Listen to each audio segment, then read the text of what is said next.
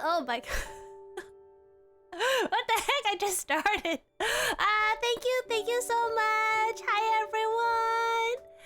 Thank you to everybody for contributing to this.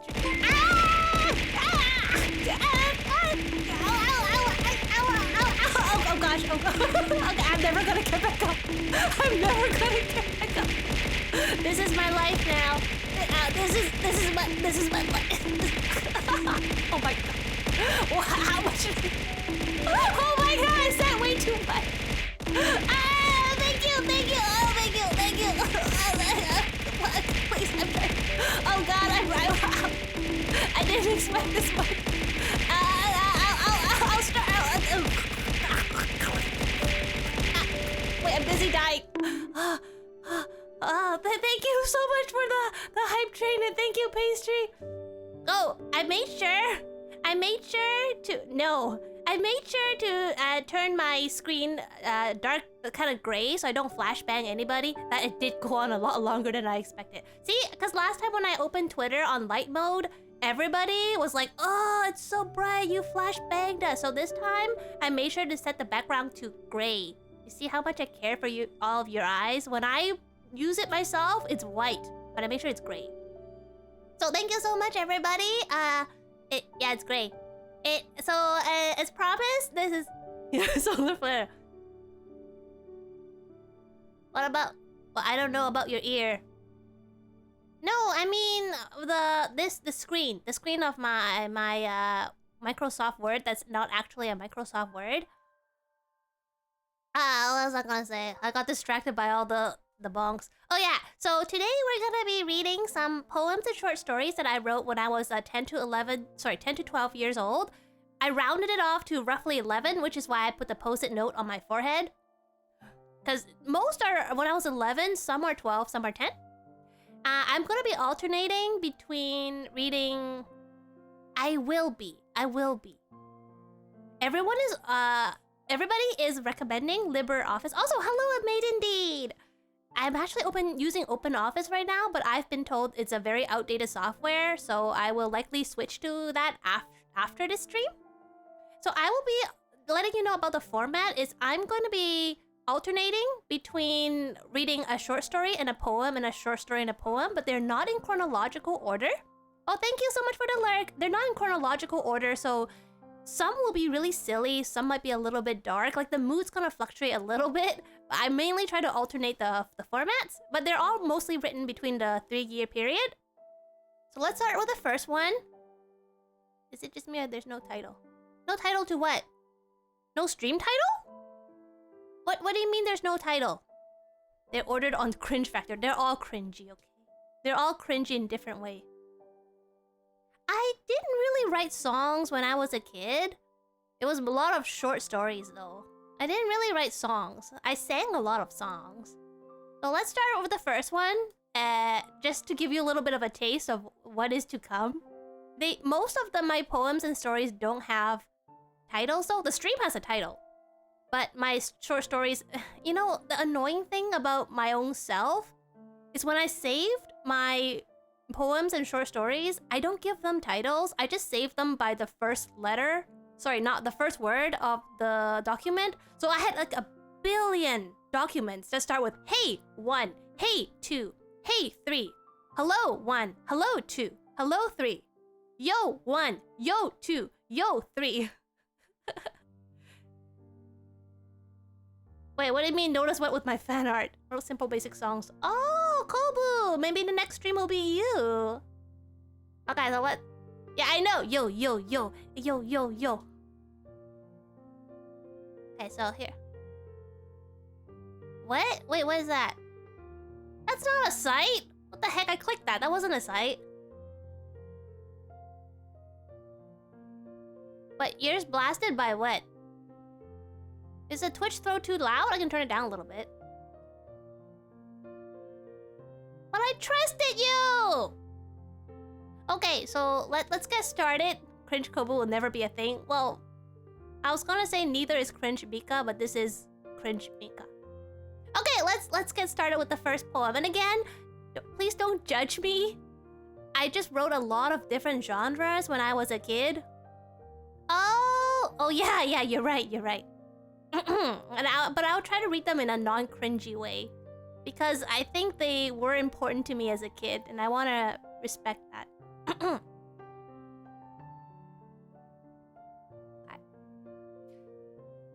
Okay, here's the first one actually has a name. Called Party. You're gonna have a party. It's just you and me. So what do you do in a party?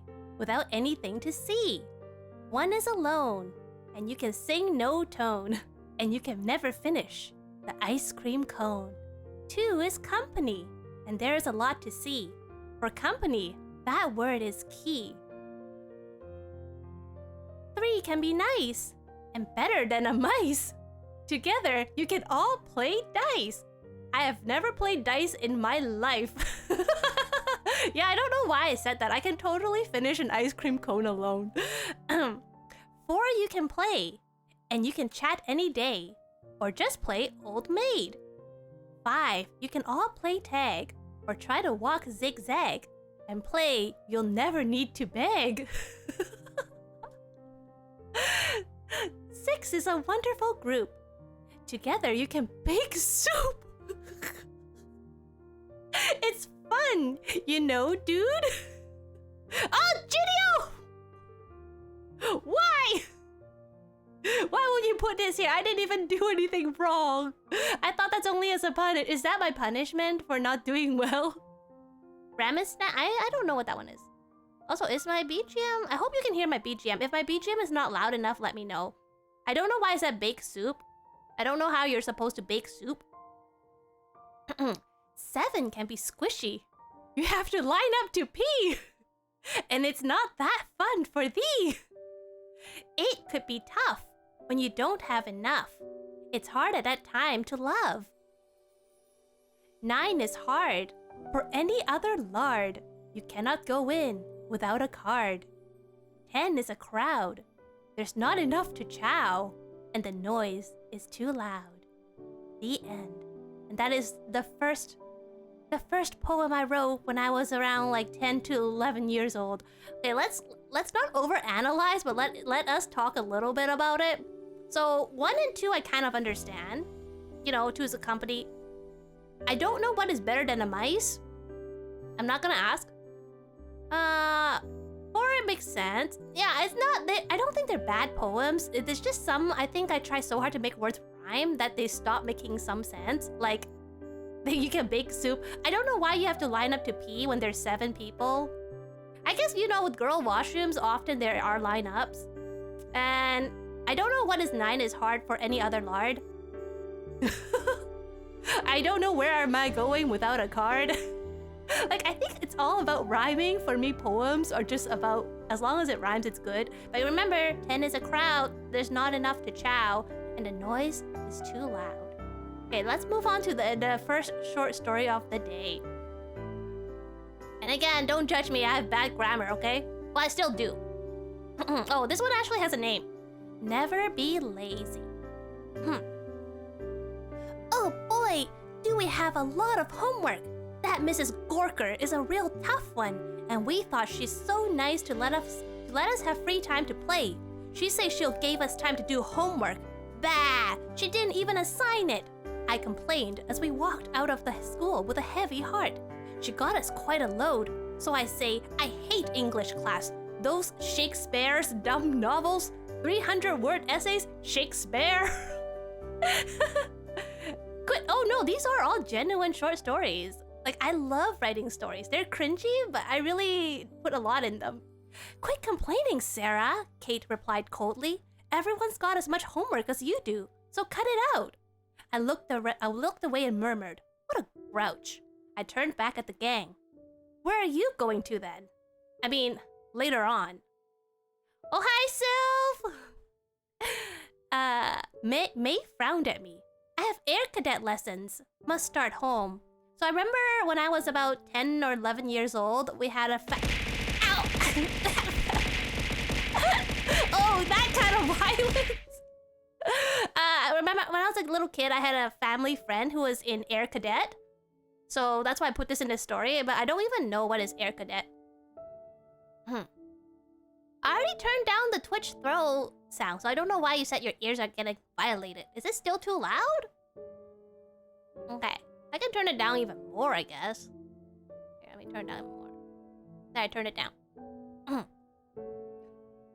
Kate sighed. I have to be tutoring little kids today. Joe laughed. Nothing much, but I'm going home to raid the fridge. Yeah, you go, Joe. You go, Joe. I support Joe. Everybody should be like Joe. Donna sighed. I have to do the homework. I frowned. Oh, that kind of violated. I kept turning down my Twitch throw because I thought it was too loud. It was hurting your ears, Pert. I want to turn it back up a little bit. Oh, that's what you meant. That's okay. Everyone's here for the pain, including mine. I frowned. Everyone's got something to do, but I don't. Shall I go to the snack shop to pig out? Go to the mall to shopping? Watch a movie? Just walk around and look around? Go home to sleep? Yes, go sleep. Always go sleep. Strangely, everyone stared at me. Kate glared at me. What? You have to do homework though. You shouldn't have time. It's due tomorrow. Oh, wait, does dictating mean reading? Oh, my vocabulary lessons. I shrugged. Well, I must relax first, or else I won't get a chance to go homework without tense, right? What is go homework without tense? No, Gideon, no! Phrasing! Besides, there's always time after dinner, or I can try not sleeping to do the homework, or even doing it at the breakfast time, so don't worry. Oh, thank you, Pastry. May looked at me with amazing eyes. Oh, those are some amazing eyes. I think I meant like amazed eyes. What? You mean procrastinate after dinner? Torturing yourself by not sleeping and rushing it through clumsy at breakfast time? She looked away. But those methods never work. The only way that works is to work it after school. I groaned and moaned and sighed. Well, May. When did you become the expert, Mrs. Know-It-All? Nobody likes May, I guess. May back up a little. I was just helping, she said as we continued to walk home. Well, there's my house. Bye-bye. May ran to the doorsteps and waved at us, then went inside. Soon, Kate, Donna, and Joe all went home, and I continued to walk because my house is a little further. Homework right after a tiring school time? No way, I can die.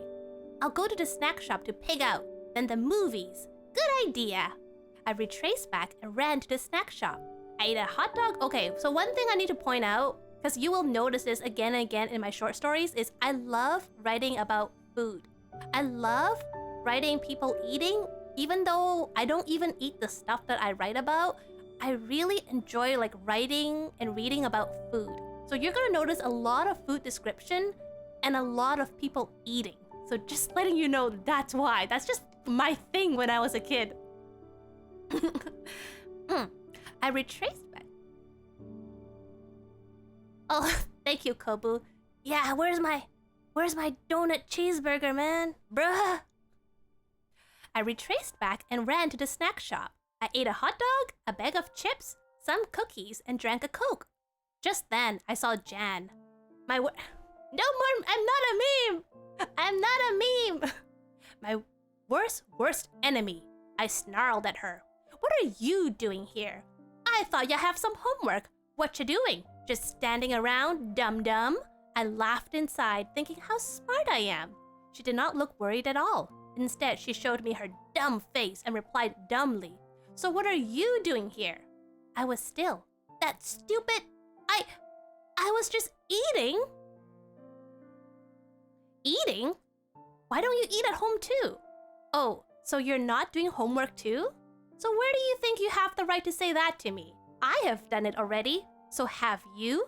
She stared at me with wicked eyes. Another thing you'll notice is when I write, I really put myself as the protagonist. So people, like, if I write an antagonist, I'm gonna have very personal grudges against them. So I will be like, she stared at me with wicked eyes because I was actually angry at them. Like, I really put myself in the stories. I was very angry. So I just said, take a hike, show off. It's none of your business, and ran away. I went to go shopping with my money that I have saved. I grabbed many, many clothes. This is what I bought. Dresses, sneakers, perfume, slacks, hairbands, pants, sweaters, t-shirts, socks, pantyhose, and a book about women. What kind of a book about women? You know, I don't even know what slacks are. I just remember reading it in a book and someone said they had slacks and I really like the sound of it, but I don't even know what's a slack. Oh yeah, sorry, yeah, I don't always write who is talking in them. What does it say? As I gripped tight on my huge heavy bags, I smiled with pleasure. Though I only have 75 cents left. But it's worth it, I said to myself. This is the homo thing. What, my milk? What about my milk? Just then, Jake ran to me. Hey, Sarah! Oh, wait, I guess my name is Sarah. I don't know because I don't think I even mentioned my name in this short story. Good thing to see you. Like, I have a bad habit of not introducing characters. So then when they randomly mention their names, nobody knows what they're talking about. I smiled. Why? What do you want? Jake took out a few pieces of paper. I'm here to collect some IOUs. You still owed me, not owned me. You still owe me $4.95. Plus, your other IOU reads that I can borrow a book from you no matter what book it is or what time it is last time when I borrowed my textbook to you. When I loaned my textbook to you. And now I want to borrow your Animal Farm. I lost mine, okay? Oh yeah, I think at this point my sister was reading Animal Farm and she was telling me about it. So I thought Animal Farm was like adult book, like books that only the really mature and smart people could read. My hands loosened and the bags all fell with all my clothes falling all over the place. I quickly bent over to pick it up. As I do so, I said to myself, what can I do now? I only have 75 cents left. How can I pay back? The Animal Farm book is in my novel studies. I need it for homework, but I wrote him an IOU. What can I do now? Oh, hi, Profe! Hello! Well, Jake said impatiently. I looked at him. How are you doing, Profe? Thank you so much for being here.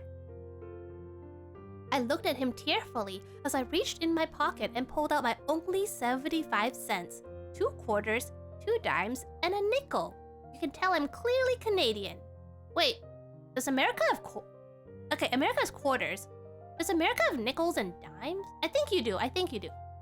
But Jake, I only have 75 cents. Besides, my book, I lost it. He looked at me with disbelief.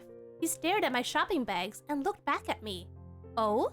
So what did you spend your money for when you know you owed me money?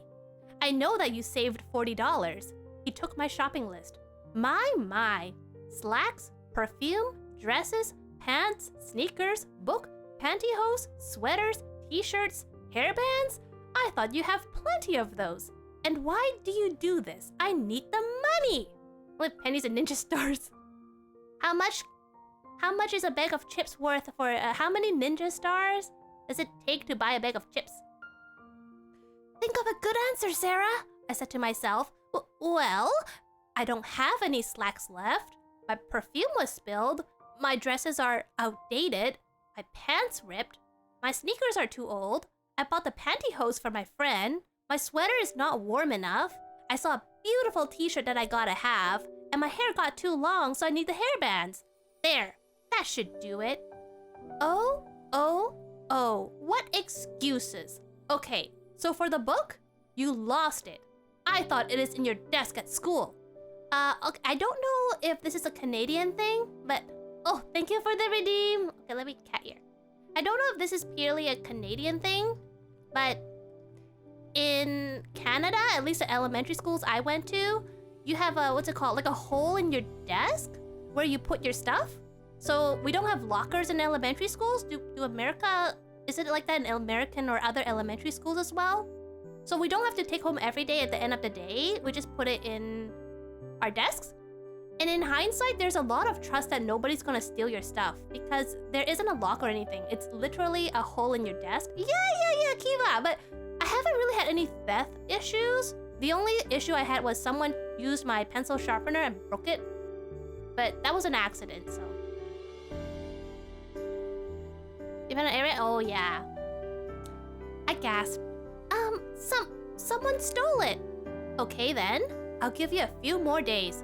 Gosh, Jake murmured and went off.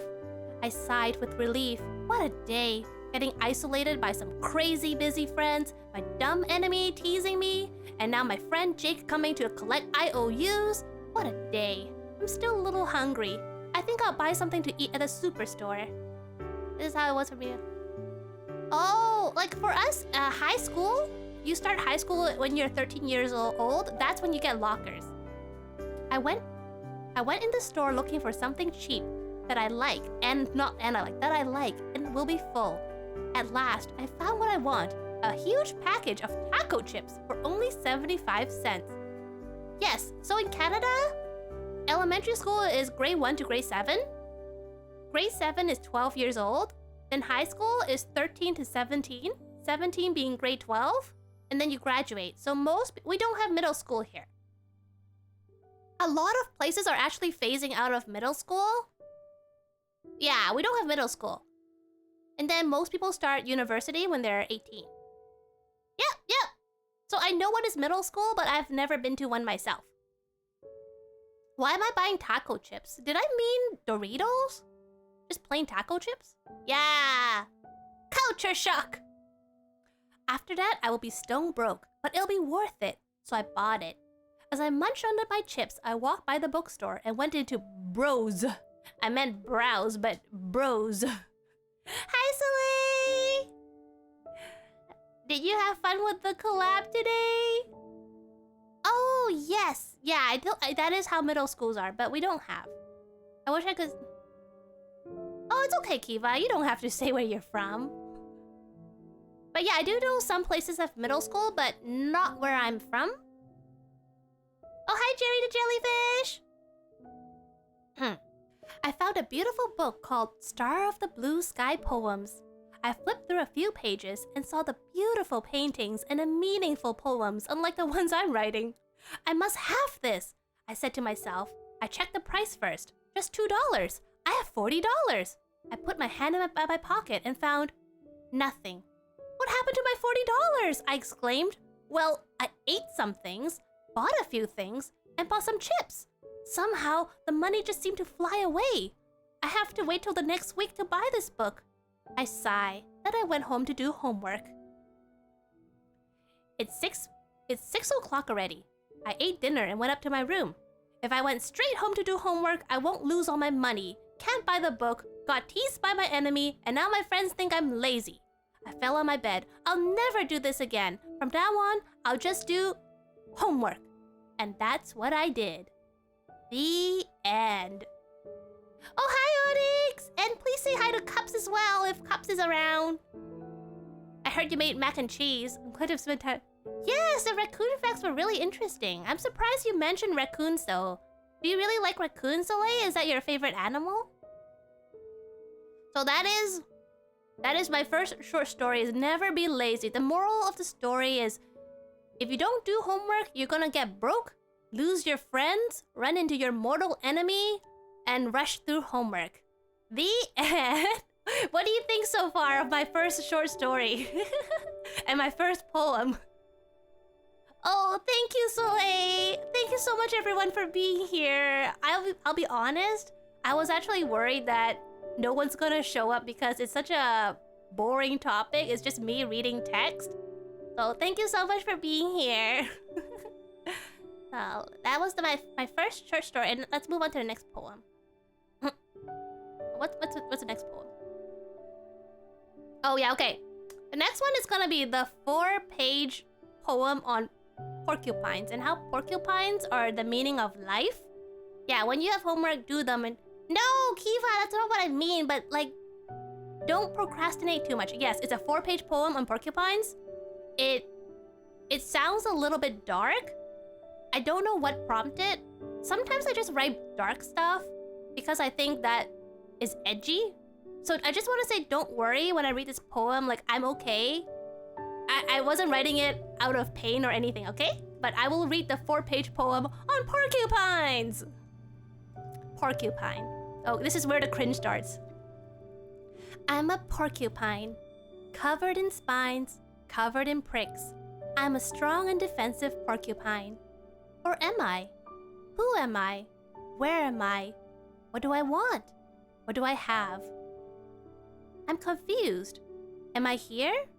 I'm lost. Or am I there? I'm blank. Alone? I'm scared.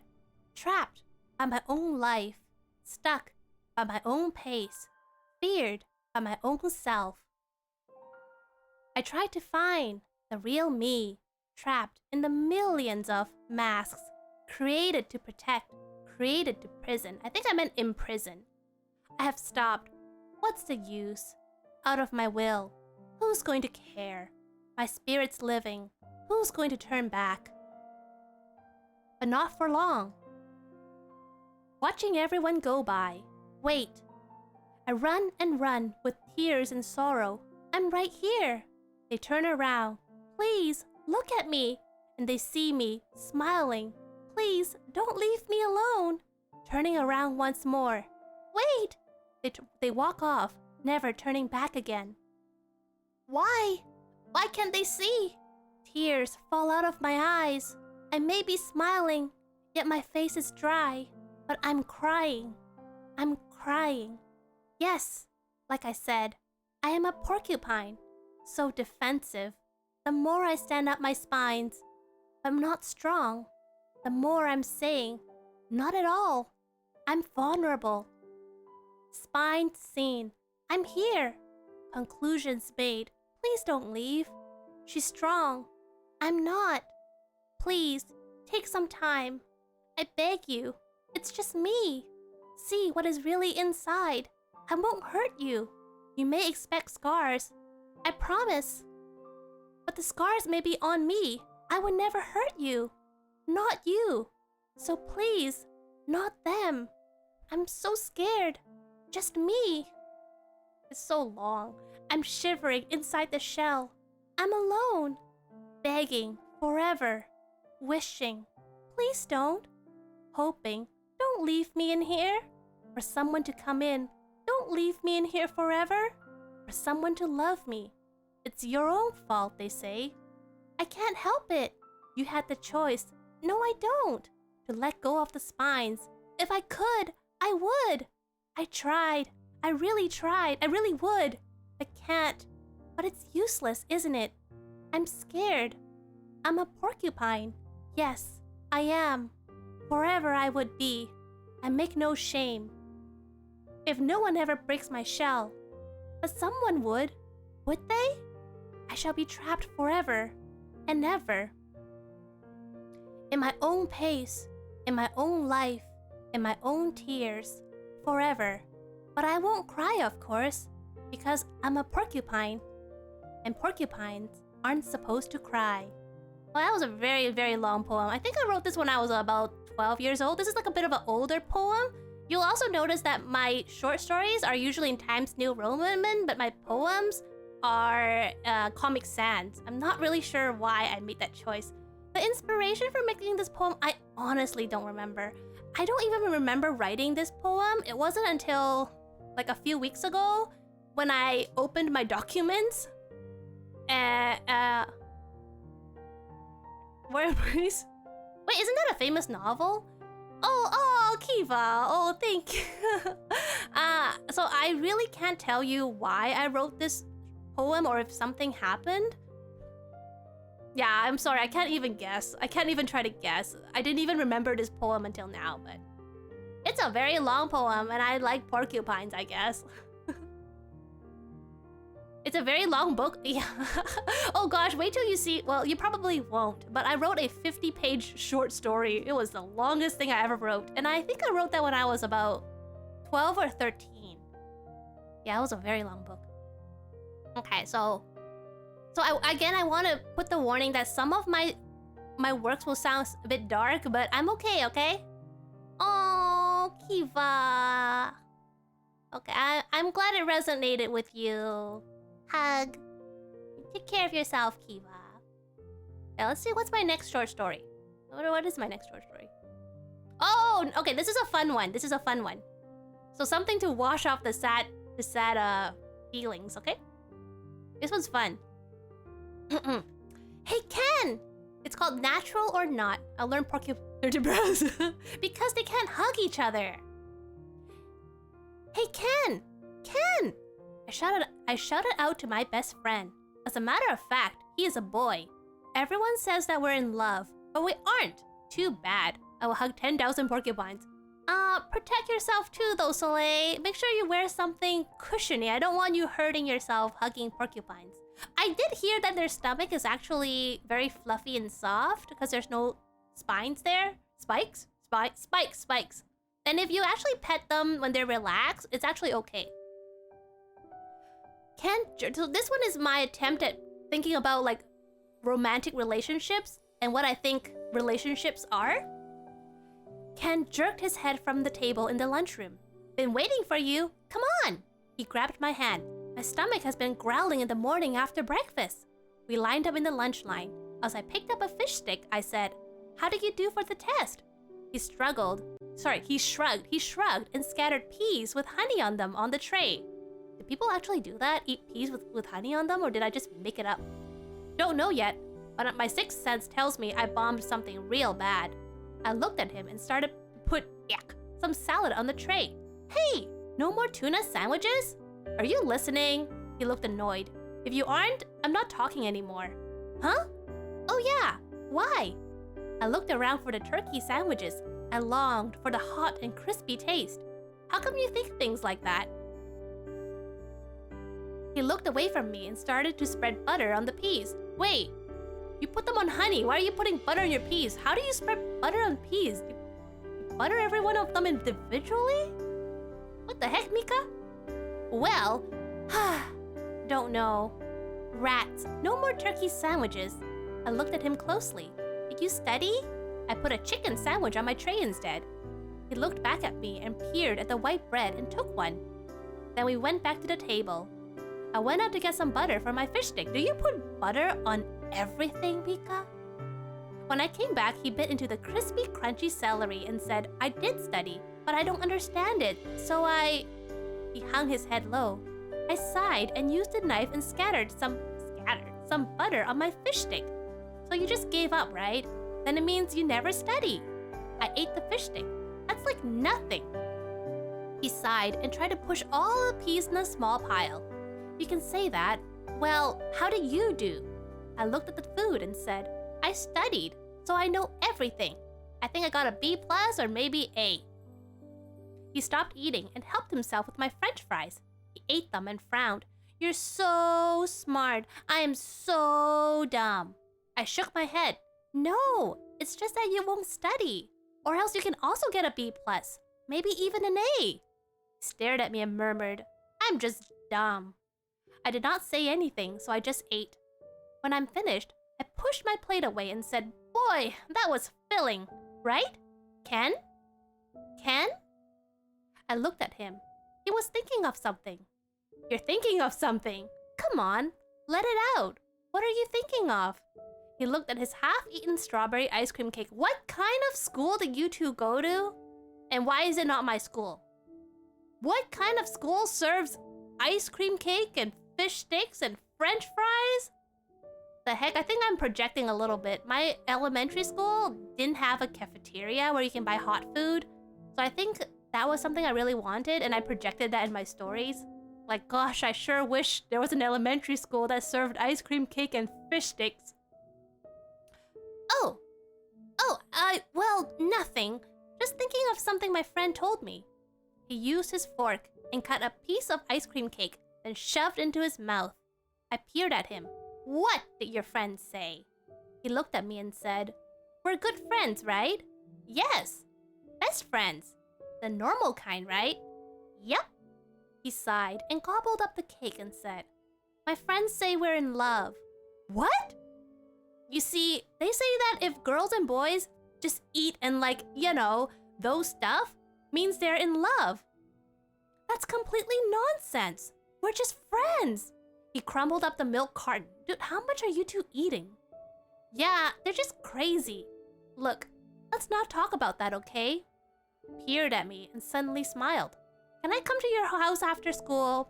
Sure. Pop and Mom are out today. Terrific, then I can rate the fridge. I can see I really enjoyed the term rate the fridge.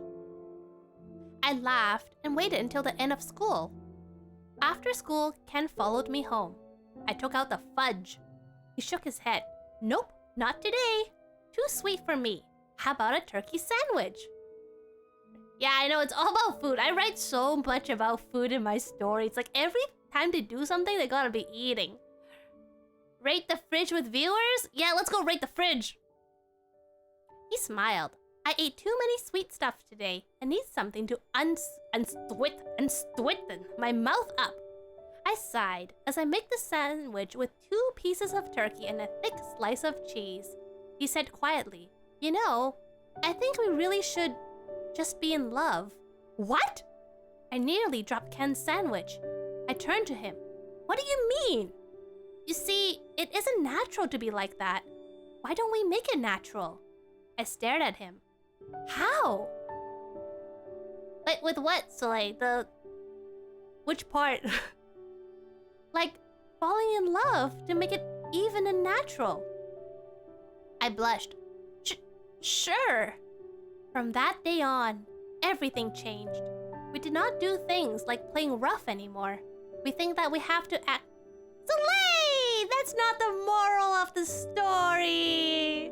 This is not the moral of the story! We did not do things like playing rough anymore.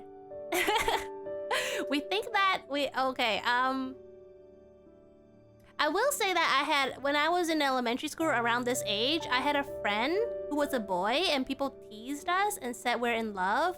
And that really annoyed me, so I think I wrote this short story as a result of that. We think that we have to act serious since we're in love. Ken, wait! I walked up. Ken looked at me. Sit down. Do you want something to eat? I was ready to say, sure, babe. But I realized that we're in love. And I said, no thanks. I can do it myself. But these days, don't people say sure, babe, to their significant other? Like, why would... I guess, to me, if you're in love, you're not supposed to do casual because it's a serious relationship. So don't go sure, babe, to your significant other, okay? That means you're friend zoning them. At least that's what 10-year-old me thinks. No? When we ask each other the marks, we don't slap on each other's back and said cheerfully, what do you get? We say, what did you get on your test? Each day is a black, dark, and gloomy day. No more laughs, no more nonsense, and no more natural feelings. I sigh and start to head back home. When I saw Ken, I forgot we're in love, and I rushed to him and slapped him on the back. He looked stunned and turned around. I laughed. Scare ya, scary cat.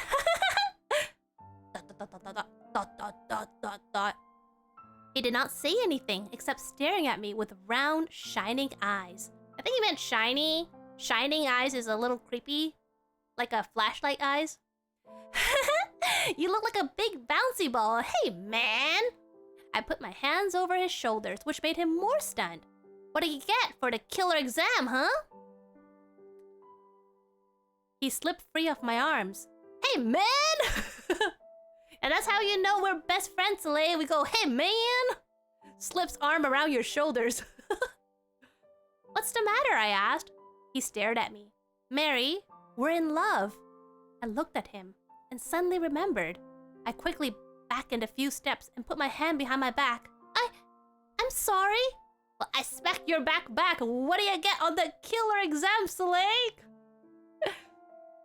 That's okay, he said quietly. What do you get on the exam? Can you please tell me? I felt uncomfortable, but I have to. C-. Oh wait, which class? It depends.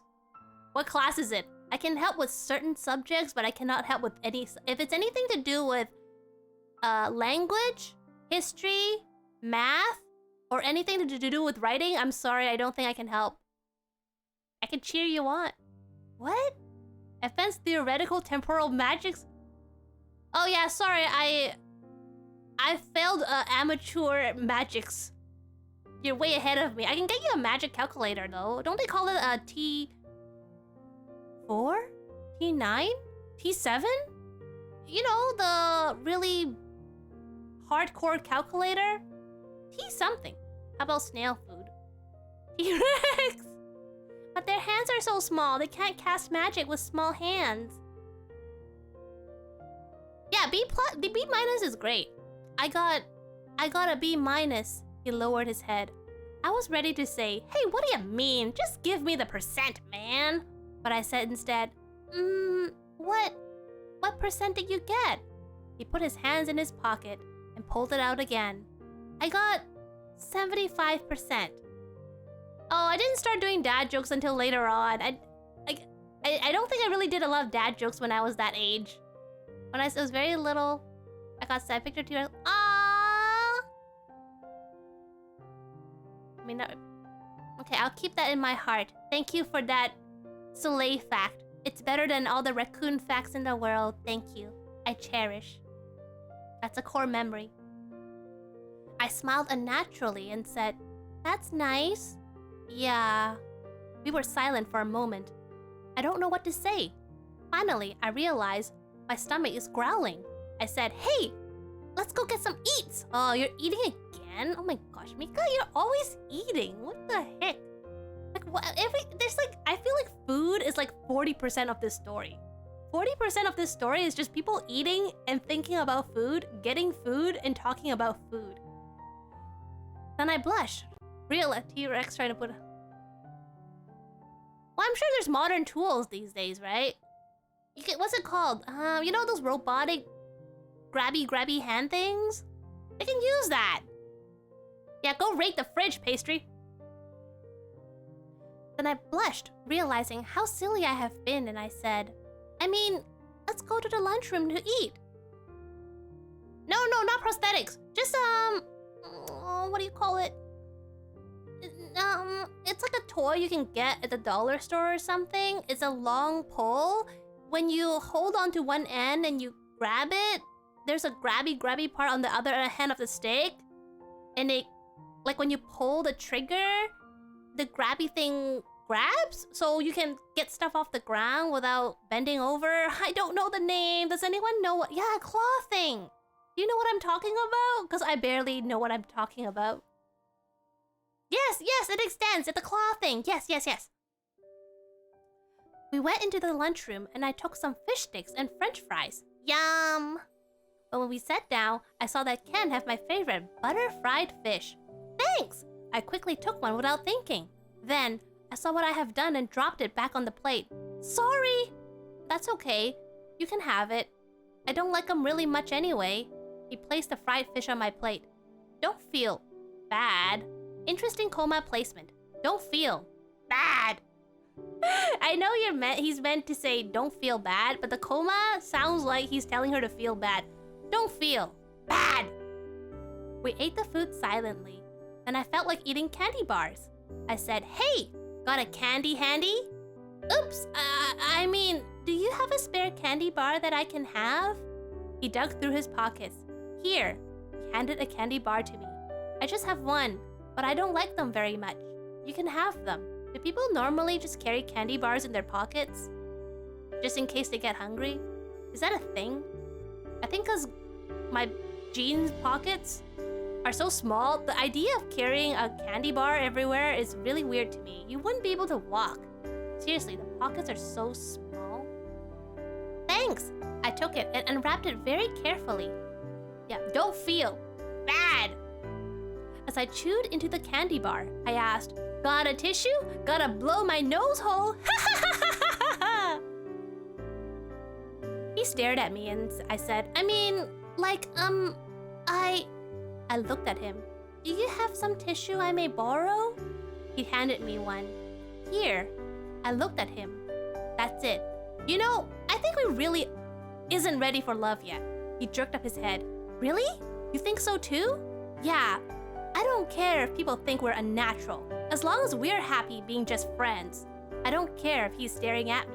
You want to turn back into friends? He stared at me. Yes. I don't like it. I don't like falling in love. Can we start over again? I blushed, silly at the thought. He held out his hands. Friends again? I smiled and shook out his hand. Friends again. The end. It's a very insightful story. Ideal. Oh, thank you. Yeah, I think at the time I also got teased with my friend. It was around like when I was about 10 years old. Everybody was like, "Ooh, Mika the boy. Let's call him John. Mika and John are going out because, you know, boys and girls can't be friends." And that really upset me. Wait, what? Oh, wait, I gotta get my cat ears off. Sorry, give me 1 second. Let me turn human again. Whoosh. But we're not childhood friends, Soleil. Is that okay? Is that illegal? Or is it illegal to fall in love if you're childhood friends? Oh, is this relatable, Kiva? Yeah, so I remember there was a time, because of the teasing, that me and that boy actually kept some distance with each other. Like, we didn't want to be friends anymore because we were scared of getting teased. And then eventually, though, we're like, you know what? Smack it. I don't care what people think. We're friends. So after I think about 1 or 2 years, we went back to being friends again. Because we're like, you know what? We don't let people dictate our relationship. Just because if they can't accept that we're friends, that's their problem. Your teacher asked you... Wait, why would your teacher ask you that? Why would your teacher ask you that? That is so horrible. Especially if you're a kid. Like, that is so mortifying. May I ask why? Like, why did your teacher suddenly ask you that question? Were they asking everybody else? Yeah, I know, like, when I was in elementary school, and I imagine for a lot of people as well, boys and girls all play separately. It's almost like two groups. Like, boys versus girls. We think, oh, boys are, like, yucky, and girls are loud. Boys do this, girls do that. So if you mingle with the enemy, you're seen as a traitor, and then a lot of teasing would ensue. Boy, elementary school can be really hardcore. So that's why whenever people are like, oh, you know, kids these days, blah, blah, blah, I'm like, you know, for those kids, this is their whole world. This is the life they've known until now. Kid problems are legitimate problems because it's not like they know how to pay a mortgage or get a job. This is their life. These are very legitimate concerns, you know? I didn't know she asked everybody else. Oh, I'm so sorry about that, Kiva. That sounds really horrible. Bad! You know, that your teacher. Don't feel. Bad! Okay, let's see what's my next poem. I don't remember what poems are next. Oh, this is... Too bad Sanad's not here. I think Sanad is not here right now, but I wrote one about space. Because I also really liked space when I was a kid. I still do. But I liked it a lot then, too. Okay. Stars flicker, and the night sky came. Every night, it is all the same. But as I looked up into the dark sky, I see the moon, shining warmly, not like a blinding light. The creamy soft light shone on me softly. I wonder, again and again, what is going on in the universe? Where's that unlimited space and unlimited stars?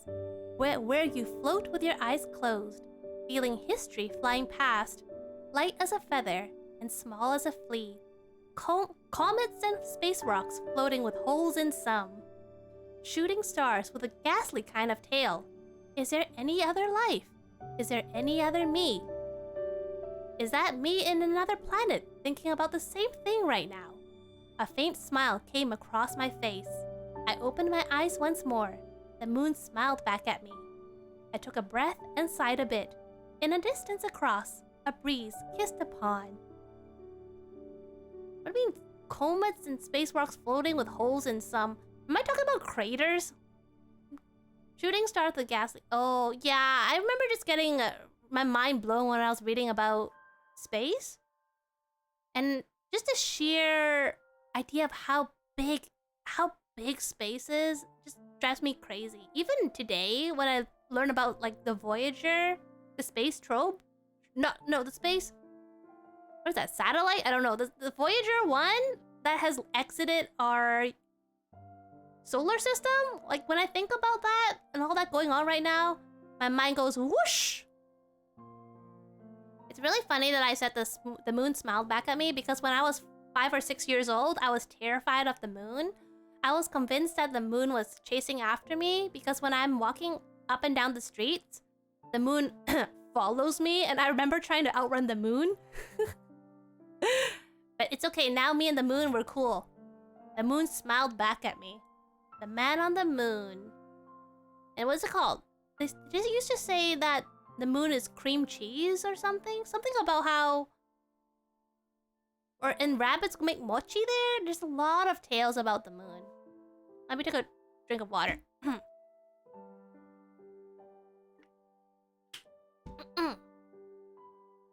What's my next short story? Oh, okay, this one is really silly as well. In the Jack of Time. Hey, Mary! Everyone is called Mary and everybody is called Ken because I am not original enough to come up with a different name. That's also why when I'm looking through my short stories, I had trouble finding them because they all have the same character names and they all begin with Hey! Hey, Mary! Hey, Ken! Hey, Mary! Hey, Ken! Hey, Mary! What's up, babe? Ken said as he went inside Mary's room. Just then, he heard some rustling sound. He looked around suspiciously. Hey, what's that sound? Did you hire a guide around somewhere? All right then, whoever you are, come on out. Mary giggled and gave him a queer look. Yes. Don't be silly, Ken. But Ken was still not satisfied. He kept on looking around, sniffing. All right, is it John, Stanley, Drew, Jacob, Mark, Neil, or Dan? Or all of them? He sniffed the air and looked surprised. Wood shaving smells and hay?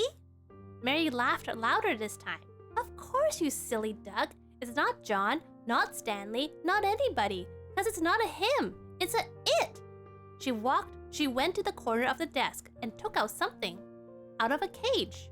A furry head with shiny black eyes and a curious sniffing nose was peeking out of her hand cautiously. It's a cute little furball hamster. Isn't it cute? The little furry thing stood on her hand, which lay flat. Squeak, it said curiously, and began to clean itself.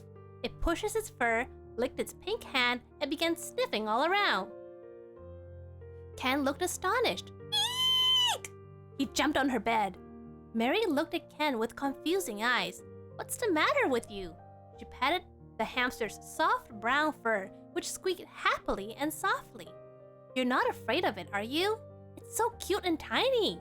She bent down and the hamster sniffed her face. Ken pushed himself in the corner and said shakily, No, you just kept me off guard. He laughed, a fake laugh. After all, it's so little.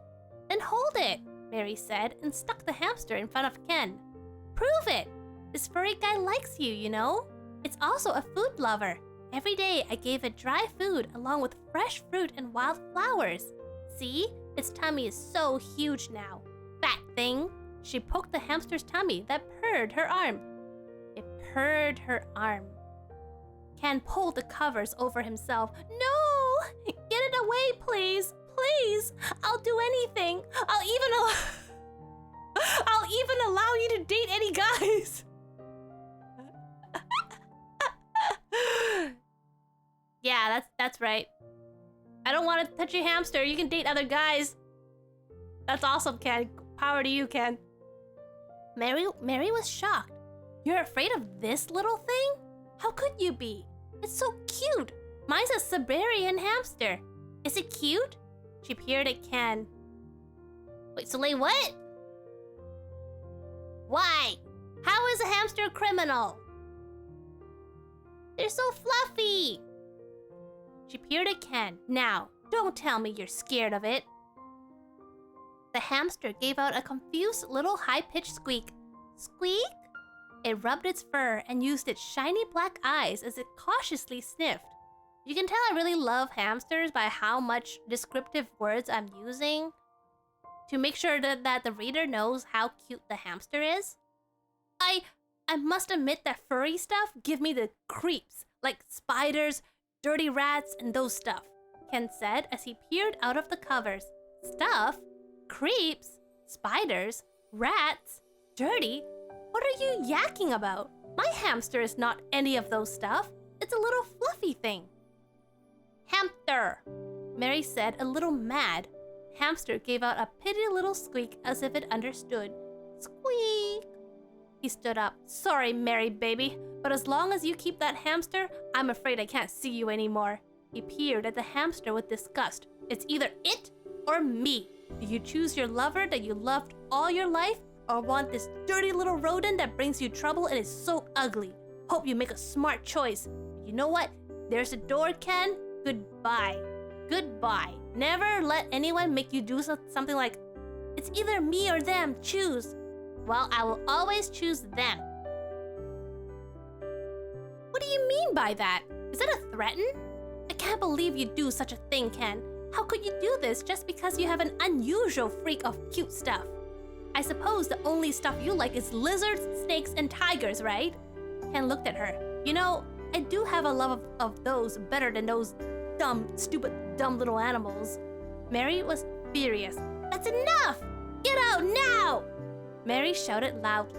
As Ken walked out, he said, I thought you'd make a smart choice, Mary, but you didn't. So long. Hope you dump that thing. As Mary gripped tight on her hamster, don't grip tight on the hamster, please. Please be gentle with hamster. She shouted, only in your dreams, Ken Benson. She slammed the door. She kissed her hamster and said, don't worry, little thing. I won't throw you away. It's not because of you. It's because Ken have gone too far this time. How can he tear our love between you? Just because he is scared of you doesn't mean he can do that. Unless he changes, I shall stand still. Yeah, good for you, Mary. Good for you, Mary. Let me just change it a little bit. Okay. As Ken walked down with his best friend, Jack. Oh my gosh, everybody has the most generic names in my stories. Jack, Ken, Mary. Where's my Bob? Still going on the fight with your girl? He poked Ken and sighed. Come on, is saying a simple sorry so hard? Ken looked at Jack, tired out as if he was bored. You don't understand, Jack. Mary is my girl, right? And she should know what I don't like and what she shouldn't do. She knows that I'm very scared of ugly furry stuff, but she still bought that hamster. This time she has gone way too far. You dig what I said, Jackie? She's my girl, and she did something that she shouldn't do. Ken thrust his fingers around his pocket and pulled out a piece of gum. Whenever he is upset, he chewed gum. I see. So you don't allow her to have any free space to herself? Ken puts his hands on his hips and stared at Jackie and said, Oh, thank you for the unlurk. I'm afraid I don't have a command for unlurking. But welcome back, Kiva. Why are you teaming up with her, Jackie? He continued to chew. Jack gave him a faint smile. Nope. I just say what I Oh, it's not. I wrote them. They're not read to me when I was younger. I wrote them when I was younger. I wrote these stories when I was about 10 to 12 years old. Yeah, that's why they're like stories by Mika. So that's why the grammar and stuff is not really good, because I wrote them when I was really young. Jack gave him a faint smile. And thank you so much for the bits. Thank you. She bought something that I don't like. That's what I saw. You saw? I would, but I really want to preserve my bad grammar. But yes, the grammar is very bad. I mean, I haven't really improved much in that sense, but I do notice some funny typos. You saw that she bought something for herself and won't let you know, but you made her let you see. Ken spit his gum out and looked at Jackie. He gave out a sigh. Oh, Jackie! Jack stared at Ken very hard and said, Well, what do you have to say? Ken looked down. All right already. So I have my fault, but she is wrong too. Jack continued to stare at him, and Ken sighed. I can't say sorry. Where will all my face go? No way. Don't make me, please. He backed up a few steps. Jack laughed as he put his hand in his pocket. Of course I won't make you, you stupid, foolish thing. It's not even my cup of tea. I don't like to do this, you know. It really gets under my skin to do this too. But I don't want to see you so unhappy, okay, Ken, baby? Oh gosh. Ken smiled. Righto, baby-o. Ken gave Jack a pity look. But what should I do now? Maybe I really should say sorry. I mean, I don't want to lose Mary over a tiny hamster. So another theme was around this age, I started to hear about stories where like the partner tries to be controlling. And that really irked me because I thought when you're in a romantic relationship, you're both supposed to be equals and you're both supposed to respect each other. So when I hear about like abusive or unhealthy relationships, it really upset me. So I also kind of put a bit of that sentiment in my stories. That's why you notice I wrote something like, oh, she did something for herself and you don't like it. Why is it her problem? Because that's also what I feel. And I still feel that way. Jack gave Ken a super broad grin. Glad you know. Come on! He pushed Ken down the road. I'm taking you to a place for starters. At last, they are there. Ken's eyes widened as he stared at the store. A pet store? He turned to Jackie. Why did you bring me here, Jack? Jack said, Ken, baby, can't you understand something? If your fear of furry stuff made you two fight, then first you gotta get over the fear. Ken turned around and head home. Maybe next time, Jack. But Jack won't give up. He grabbed Ken's hand and pushed him inside, surrounded by furry. Oh no, Soleil used a hard word. That is probably not prediction, but I don't know what is a prediction. Prediction. Yeah, boy, Soleil has really good vocabulary. Surrounded by furry dogs, hamsters, gerbils, cats, and rabbits, Ken looks as if he wanted to scream. Jack smiled. Hold your hand out. Ken held out his hand, but shaking. No, Jack! Jack, please! I'm really scared. I'll faint, he threatened. But Jack paid no attention. He opened a hamster cage and carefully placed one of them on Ken's hands. Okay, by the way, if you go to a pet store, don't just open a hamster cage and grab the pets. Please ask the store workers, please don't help yourself out to the animals. Don't be like Jack. Jack is a bad role model. Oh, thank you, Soleil. Thank you.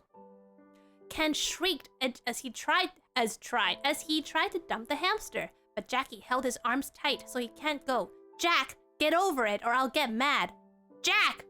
I gotta murder Jack. You can't do Jack.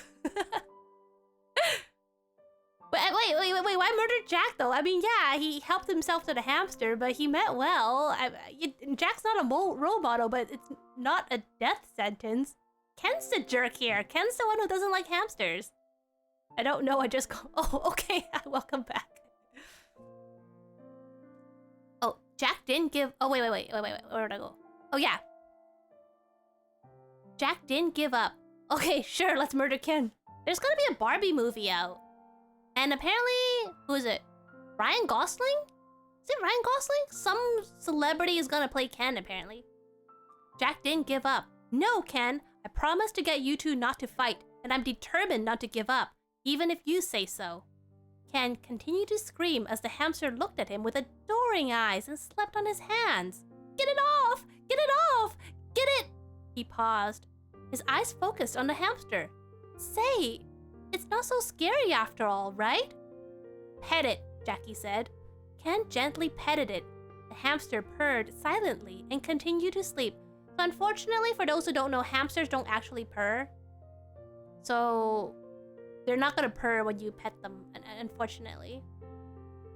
Come to look at it, it is pretty cute. Ken laughed.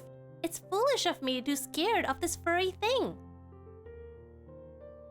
What do hamsters do? Oh, okay, also backflips. Oh, they actually do something that... I forgot the term, but it's when they start clicking around their teeth and their eyeballs look like they're gonna pop out. That's actually a sign that they're happy, but it looks really creepy. Their eyeballs vibrate. I am not kidding. Their eyeballs vibrate because of the way they're grinding their teeth because they're happy, but it looks really creepy. Yeah. No, don't do that. I remember when it first happened to me, I was like, oh my gosh, what are you doing? Jack peered at Ken closely. You're really not afraid of it anymore, Ken? Not anymore? Ken laughed. Yeah, I'm not scared anymore. Now, you can go to Mary's house and prove that you're not scared anymore. Jack pushed his back. Come on! Wait, seriously? How? How do you do that? Ken sighed. Well, okay then. No, I don't think I will. That sounds very interesting, but I'm not sure I want to see vibrating eyeballs. But thank you for offering. I hate that you're actually right. Ken sighed. Well, okay then. He went to Mary's house and pressed the doorbell. Ding dong! Mary opened the door. Ken? She looked surprised. What do you want? Mary, I'm sorry that I say such a thing about your hamster. Come to think of it, it's really cute. And I shouldn't threaten you this way. Sorry. Mary looked astonished as a hamster peered out of her hand. She looked down at the hamster and said firmly, No, you stay here, Sammy. It's called Sammy? Cool name. Come on, don't be scared, Sammy. Ken picked the hamster up and petted it softly. The hamster purred and slept. Again, unfortunately, hamsters don't purr. I wish they did though, instead of their eyeballs vibrating. Yes, you can tell I love hamsters. Well, how every other description of the hamster is so adorable. Mary looked amazed. Ken looked at her. I've gone through my fear, Mary. From now on, I'll never be like that again. Oops. Mary hugged Ken and said, How? How did you change so fast? Ken smiled. You can say I did it in the jack of time. I think that was my attempt at a pun, but in that case, I wish I named Jack Nick instead. Like in the nick of time, but you know what, GG Mika? You tried to pull a pun, just got it mildly wrong. I think one of my motivations for this story is I've heard, around this age, I heard of people abandoning their animals. Like for example, you know, a girl had a dog, she moves in with a guy who doesn't like dogs, and he's like, I don't want that dog, so she gets rid of it. That made me really mad because pets are supposed to be your family member. When you make the decision to get a pet, you take care of that pet for the rest of your life. To the best of your ability, of course. But to give it up for something like, oh, my boyfriend doesn't like it, really made me upset. Like the idea of abandoned animals really upset me as a child. And I mean, I still am really upset about that still, but you can totally tell how that's reflected. Anyone who doesn't like pets outside of it. Yeah, and even if you have allergies, like, okay, for me, it's fine if they don't like the animal, like the pet, but don't be mean towards it and just be respectful, you know? You can be respectful of something without liking it yourself. Yeah, some people are terrible with that. Like, I've read some stories that just made me cry with anger. So that is gonna be reflected in some of my later short stories as well. I love animals. I still do, but when I was a kid, I really, really advocate for animal rights. To the point where my sister got a bit worried about me. She's worried that I'm gonna do horrible things to protect animals. Oh, okay, this one is a more philosophical one. Animals are awesome. Oh, what are you allergic to? My face. I know that some... Oh, thank you. Thank you so much. Thank you for the cheer. I know some people who are allergic to cats, but they get shots monthly to deal with it. No major props. My face. I looked at myself in the mirror and saw a very sad face. It was the very same face that told me how bad I was. The same old face that is laughed at. The same old face that gets washed with tears when things get bad. The same old face that gets shined by the sun every day. Sometimes I hate this face. It makes me look weak and skimmy. Gets me bullied all the time. The face with an occasional frown for a touch. A face that tells people how I feel. I touched the cold reflection on the mirror and wondered, who am I? Why am I here? Why am I sad? Why do I feel so bad? Yet, this is also the same old face that my friends recognize and comes to greet me. The face with a smile so bright, the eyes that see so many things, the mouth that expresses me, the ears that hear compliments and comments, the nose to smell fresh roses. This is me. I may not be proud, but I'm not ashamed. This is just me. I will accept as who I am, what I am, why I am, who I am. This is life, so get on with it. Again, I don't really remember why I wrote this poem. Indoors are my enemy. Dust mite allergies. Oh no! Man, my room has dust gathering so quickly because of my windows. You did when you were commuting, you're too lazy to get them now. Staying inside help with... Oh yeah, you know, I get spring allergies. But the past few years, it's been very manageable. I think because I've been wearing a mask when I go outside. So thankfully, because I used to get spring allergies really, really badly. My eyes would get so red and water and itch so hard, and my nose would get super runny, and I sneeze nonstop. So I'm very glad the past few years has been kind to me. Speaking of kind, I think another motivation of this poem, and I also wrote some related poems, is I learned about self-esteem stuff and how some people don't like who they are, and I really wanted to encourage everybody that nobody is perfect. That, yeah, maybe you don't look like exactly who you are, who you want to be and everything, but I think you should still love yourself, and everybody deserves to be loved. So that's also part of the motivation on this poem. I have a cupboard that if you put something in... I thought dust mostly gather when there's sun though. Is your cupboard in the sun? Hey, yeah, but Soleil's a witch. She's different. Soleil's an exception, okay? COVID is a godsend, my... Oh yeah, I know what you mean. Like, wearing a mask is actually so good when it's cold outside in the winter. I'm like, bruh. Because I would wear a thick coat, but my face is still exposed. So being able to wear a mask is so nice, especially a comfy cloth mask. I don't know what skimmy means. Aww. I'm glad. Hi, Soleil! We're talking about how you're perfect. So glad I have a million of them now. A million what, masks? But yeah, this is my philosophical poem. This is life, so get on with it. I will accept who I am, what I am, why I am who I am. Good job, little Mika.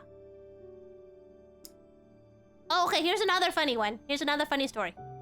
I tried to rap. Okay, let me get a drink of water first.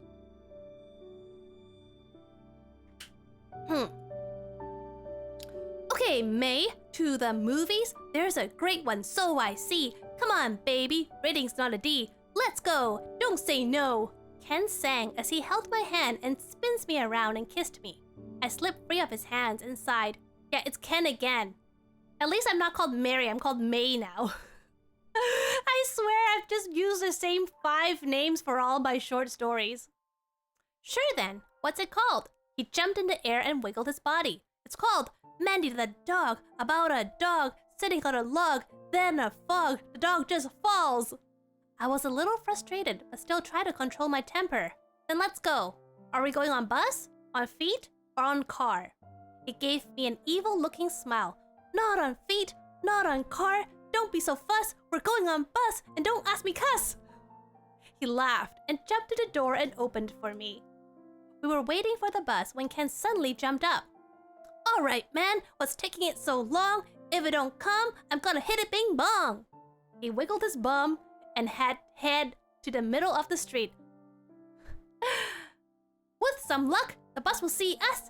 If it comes, then we go. By some luck, might just break a few bones. Now wish me luck. Ken, no! I shrieked and pulled him back as fast as I can. He laughed. Just kidding, May. Take it easy, hey. I don't want to die. Don't want to say goodbye. Cause you're my love. You know that love, dove? He giggled and stood up again and began to dance furiously. I groaned and moaned. Oh, brother, here we go again. Mr. Single, I muttered. Who's Mr. Single? While Ken continued to dance happily. At last, the bus is here. Ken snapped her hands and waved. I think Ken's snapping his own hands, not May's hands. That wouldn't make sense. You can't snap somebody's hands, unless in a violent way. Come on, bus, we are here. Just listen to us scream. Open your ears. He wiggled so much, I have to warn him. Then we went in the theater, and as we bought the tickets, the worker asked, chuckling. So, mister, he said to Ken, taking your girl out for a spin? Another.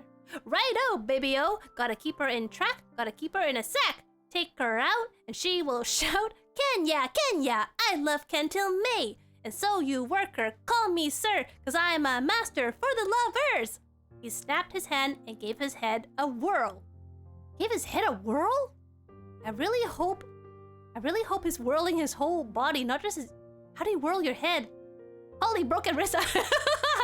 Just, casual violence. Waiting for the bus? Snap your girlfriend's hand? Go to the movies?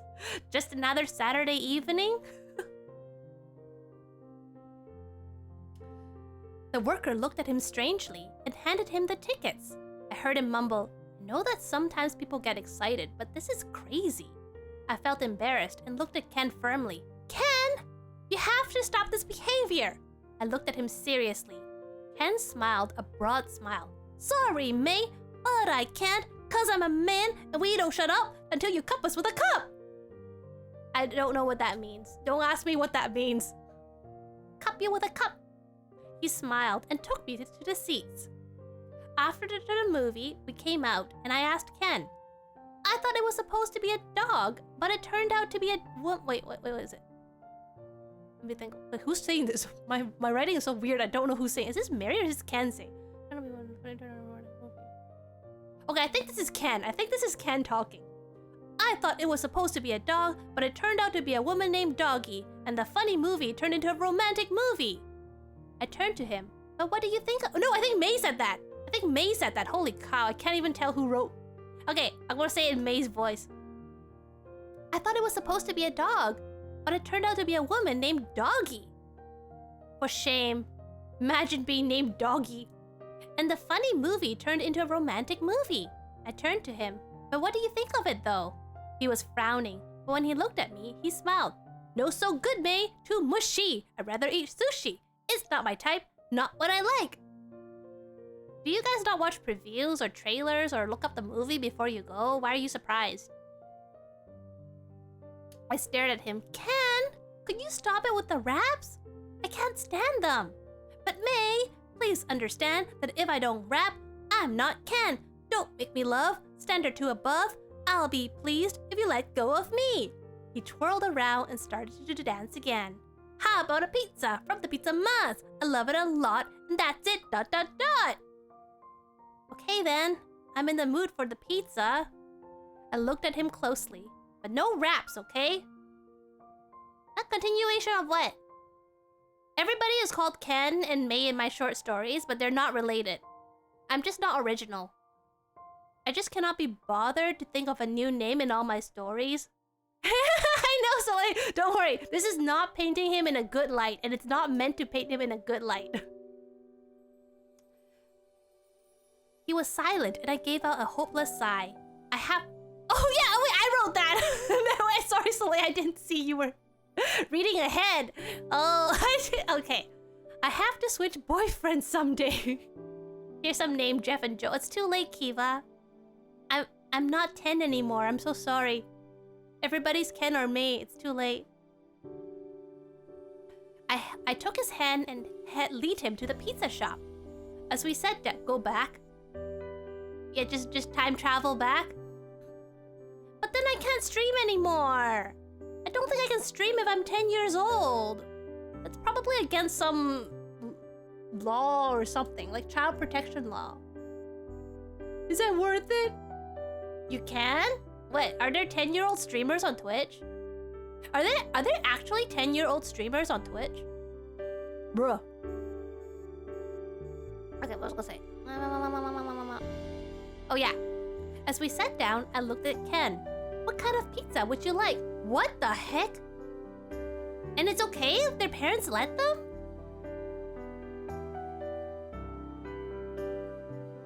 Well then, if you say maybe ham and cheese, okay. I ordered the pizza, and after that, we went out of the store. I was getting fed up with the rap. Ken, you must stop the rapping thing this instant, okay? Not okay, not my day. What I say is what I say, me. He danced around.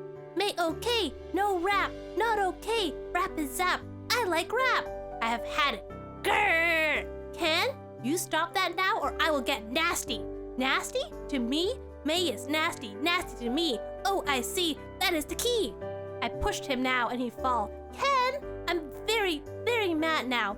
Sorry, babe, up to me. Can't help it, so let's sit. He rapped again. I kicked him and took out the cream pie in my backpack and smashed it in his face.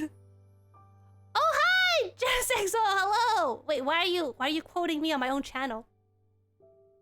Then I got up and walked away. As Ken looked at me in astonishment and with cream pie dropping from his face, he sighed.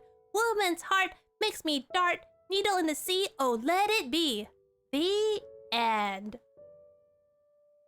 I remember when I was a young kid, I wrote a 150-page link Kirby. Oh, that's so cool. Like you wrote a fanfic. What is happening? Why are people being attacked with pies? The basic synopsis of the story is her boyfriend won't stop rapping and she got mad, so she smashed a cream pie in his face. A cream pie that was just very conveniently in her backpack for as a weapon, I guess. Wait, what did you do, EXO? What did you do? Why are you being charged? I came by the first thing, he whipped cream pie off his face. Yeah, she smashed cream pie in his face. They're so menacing. What did you do? What did you do? So I think this story, I don't think there was any particular motivation to write it. I just felt like writing a silly story where everybody rapped for no good reason. I don't plan my stories when I write them. I just type as I go and then see where it takes me. What's my next poem? Oh, okay. And then the next one is about the cycle of life. It's called The Fly.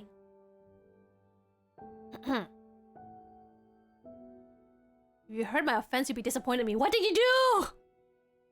The Fly. As I walked past a garden, I heard a buzzing noise. I turned around and saw a fly tangled in a spider web.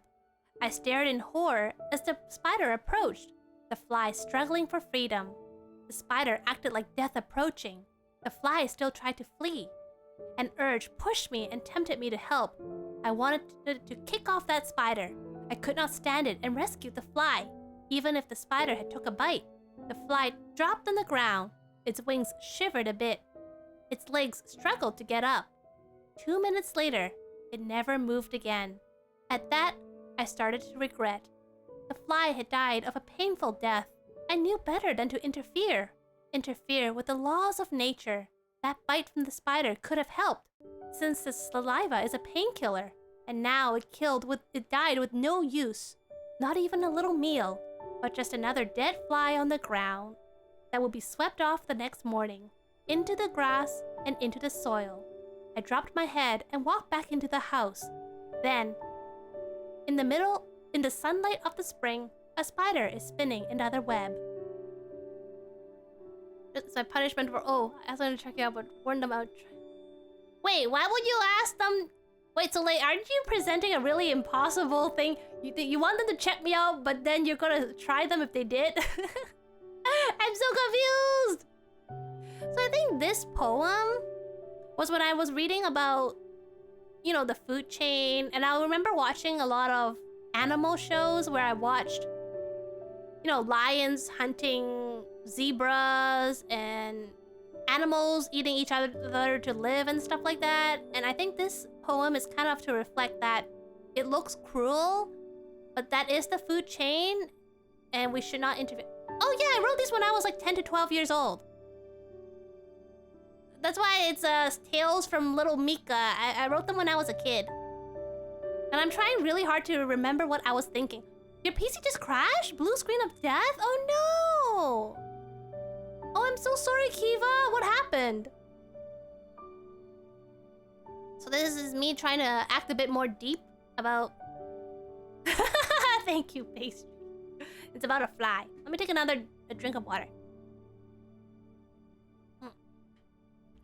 Rip.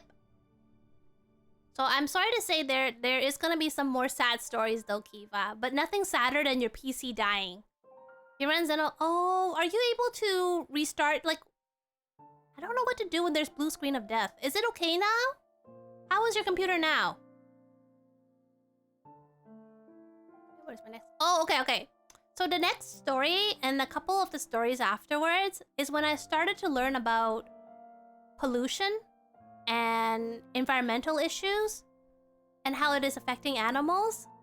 And again, I remember being really upset. Like, why would humans destroy the planet that they're living on? So my short stories are again reflecting this thought. Kiva's PC cannot handle very complicated games, so he can only play some older games. That's why. Okay, so this is called Turtle in 100 Years. Hey, Daddy! The little turtle James called. Daddy! Daddy! James' daddy, Ken, of course, everybody is called Ken, smiled with love at little James. What is it, my dear little James? Daddy, I have something to ask you. Why, please do. Daddy, I heard Alex the rabbit said that the humans have been polluting our home for years. I don't believe it. And Alex told me to ask you because you have lived for 102 years and you have seen almost everything. So, Daddy, is it true that the humans pollute? Oh, yes, they have. Ken sighed weakly. During these years, I have seen many things. Oh, what wonderful things I see. And what terrible things I see. And the most terrible thing is the polluting. Little James paused, staring at his daddy with a mixture of interested, fearful, and a weird expression. Go on, little James said. Please? Really, I want to play the... Oh, yeah, Kiva played the first Ori, but the computer could not handle the sequel. I thought you said, Daddy, I have something to say. Why? Please, dude. Oh! Why? Why you got something to say? Children should be seen, not heard. Now go clean up your room. The humans pour oil, gas, and many other things along with garbage into our wonderful clean ocean. Millions of lives has been taken away already. I was in it too, and I came to a small grassland to live for 1 year. But then the humans just burned it down to clear the land to just build stuff. Again, I escaped and went to another grassland, but again the humans chopped down the trees, puffed black smoke. Finally, I came here, met your mommy, and lived together for 40 years. Then you appeared, and we lived together for 7 years. Yeah, you can kind of see it in my stories. Climate change really, like learning about climate change really affected a lot of my views. Return to Micro D. Not now! Why do you want Mike? We'll see. Oh! But I think it's a really important subject with the children because it is something that is gonna affect them and it is all around.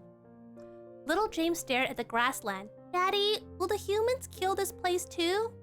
I don't know. Maybe, and maybe not. But I'm sure of one thing, my dear. Once the humans discover this place, Ken stared at the land too. It will no longer exist. Gone forever. Little James then took a nap, his little mind filled with everything he heard. Imagine, he thought, gone forever. No longer existing in this earth. The next day, I'm sorry. There's gonna be some more like this because I felt really sad. The next day, little James came home as usual. Oh gosh, no! This is so sad! Go away! Wait. Oh, good job! Thank you, Pastry. You're so much faster than me. Boss, be gone! The next day, little James came home as usual, and he ran to Ken. Daddy! Daddy! Little James ran towards Ken. Wait, aren't you a turtle? How can you run? I guess turtles can run if they want. Fastest... Well, but he's not in Canada. But Pastry's not in Canada. Yes? Ken turned around. Little James stopped in front of Ken and exclaimed, Daddy! Alex told me more today. She said that the humans use the animal's fur to make fur coats and kill us for a decoration or eat us. Is that true, Daddy? That the humans actually eat us? Yes, To tell you the truth, that is how your mummy died, son. She was caught in a net swimming in the pool. Then I followed them, leaving you sleeping, and saw your mummy being turned into a turtle dish. Pastry, what? Little James stared at the ground. Drops of tears rolled down his rough face. Mommy! Oh, poor mommy! Oh, mommy! It is truly sad how your mum died. And those cruel humans, he sat down weakly, wish to get what they deserve. Yeah, Papa, I know that. And I wish that too. And there was the time when the humans puffed up with black smoke. Biggest shot I have ever seen, son. Please tell me. All right, as I told you before, humans puffed the black smoke from a tube called chimney that puffs black clouds. There was a time when a little robin flew right into the clouds. Yes, right into it. It got confused in directions, and it got so confused, it fell. The old turtle chuckled. Right on my back, and I was, oh! And the robin said sorry, and flew away. Little James laughed, wow, cool! But bad humans, making the robin so embarrassed. Yeah, and it was like, oh no, onto the turtle back. Ouch! Oops! Sorry, old turtley, didn't mean it. Well, so long. They both laughed for a little while, and then little James sighed. Daddy, why do the humans do all this?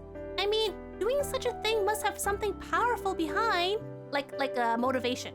No, son, the reason is very weak. For a green stack of papers with people pictures on it. For this, they destroy and kill. For this, Ken took out a $100 bill. I found it on the ground and I realized this is what the reason is. Why, of all the... I feel ashamed of keeping this main route of killing for such a long time. Well, off it goes. He threw it in the water. Got damp, soggy, and sank to the end of the lake. Ken grinned happily. Nice going, right? Wonderful. Little James winked back. Oh, I'm sorry, just EXO. Little Mika cynical. Yeah, like climate change just makes me so upset. Like as a child, I was just like, why are people like this? Then he looked at Ken sadly. Daddy, when will this place be destroyed? I don't know, son. So we should be ready, always ready to move. Daddy, I really don't want to move. I know, son. I know. The end. Aww. Oh, I'm sorry it made you teary, but I'm also glad that it is resonating with you. Because, yeah, environmental stuff means a lot to me, and to this day as well. So, I really wish we can keep doing what we can to just make the world a little better place. But yeah, I was a little bit cynical about this stuff. The next poem. Okay, here's a silly poem, okay? Here's a silly poem to make up for it about beavers. But my short stories are all gonna be around like that. My poems is where it gets sometimes a bit silly. Beavers. Beavers? Oh, just EXO. Here, have a silly poem. This poem is really silly. So have a silly poem. Yeah, I know. I totally know. Especially these days, these issues are more and more prominent. Because of depth. Not this poem. This poem is not deep. Beavers. Beavers, beavers of the dam. When are you going to make some jam? Oh, silly old Sam. Beavers never can make jam. They have cute little furry babies in the house. Even cuter than a mouse. There's inner and outer and cuter fur, though this idea never can occur. I think this is when I learned that beavers have, 2 layers of fur or something? We learned about the fur trade in Canada, so that probably inspired this poem. They have knife-sharp, bullet-sharp teeth. They can bite through a beef. But then, the beaver eats only wood. Eating meat is what they never could. Jane declared they are cute, but only the down way fur is silk. The other will make you bleed. They always sometimes sleep on weed. I mean, like, grass kind of weed, okay? I didn't know what the other meaning was when I was a kid. Oh, that is so cool! Thank you, Soleil! Beavers are cool builders, and it even have some cool fur. So we have to, got to, must do protect them. I am like that, Sam I am. Oh yeah, of course, it's about protecting animals again. Let me take another. There's beavers in Ark? Isn't that the survival game? Wait, what do you mean powerful? Is that something you defeat, or is that an ally? I don't know anything about Ark. What's my next story? Okay, so FYI, next story is also sad, okay? It's on the same vein. No, I get it, EXO, I get it. But next story is also sad. I apologize in advance. I wrote a lot of environmental stuff. A non-stop journey has begun. I know, and I wrote this when I was like 11. Oh, Jane, when can we go home? May, again called May. May the ladybug asked Painting. We've been searching for a home for a long time. Maybe it's just because we've been away from home for too long. I know, but look, so many garbage. It's like a maze. How can we ever go home, may I ask? I'm not sure. We've been searching for 10 whole days, huh? Look, it's Tom the ladybug. He should know how to get to our home. Hey, Tom! Tom turned around and saw them. He seemed stunned and happy and ran towards them. Jane! May! Long time no see! How do you do? How do you do? And how do you do again? Oh, I'm so glad to see you. I miss you so much. How are you? I'm very fine, thank you, Tom. I want to ask, how can we get back to our home? We're lost. Tom stopped laughing. His smile faded. You're standing right here. This is your home. May stared. Look, Tom, we're not in the mood for jokes. I'm not lying. Jane looked around and stared back at Tom. Tom, if this is our house, where's the huge tree? Or where are the grass? The tree is chopped and they burned the land to build stuff here. But they realized... Emotional damage! Emotional damage. MCU! Yeah, because everybody's called Ken or May or Jack or James. Tom, okay, the tree is chopped and they burned the land to build stuff here, but they realized the mud is not the type, so they left this land be. Left this land be? May stared. Left this land be? She repeated. You mean chopping and clearing all the things, then thinking it's not the type, so give up is left it be? That's stupid. They destroyed our home. Don't they realize? They didn't, Tom said. The humans think that we're unimportant. We're just some small creatures, an insect, something that should never exist on Earth. That's why they invented pesticide to kill us. They think they have the right to kill the other ones on Earth just because they are small or ugly to them? Jane is calm. Now wait a minute. Wait a minute. So where's Dad? He must have been captured by kids as a pet. The humans think they're doing us a favor to take care of them so nicely. No! No! No, it's not! I hate being captured! May screamed. What will we do now, Jane? We have come back to our home, to our family, but now that it have all been destroyed, there's nothing left for us to stay. We'll find another place to live. Jane took one last look at her home and said, Let's go. The end. I know. Again, I'm sorry. I know some of my stories like this are kind of extreme, but it just really demonstrated how much I got really upset.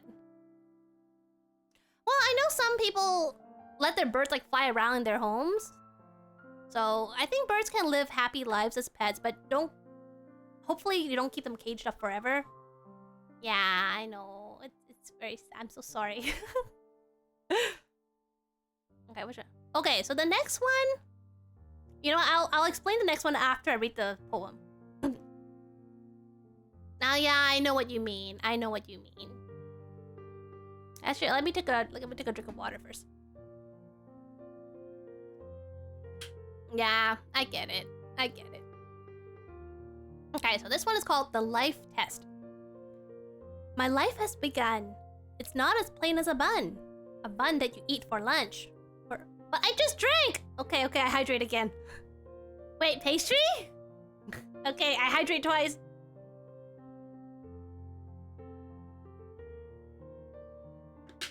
Okay, thank you for the hydrates. That bird's one I don't know. I'm sorry about that. Yeah, I also hope they're happier. I'm sure they are. Thank you for doing the responsible thing.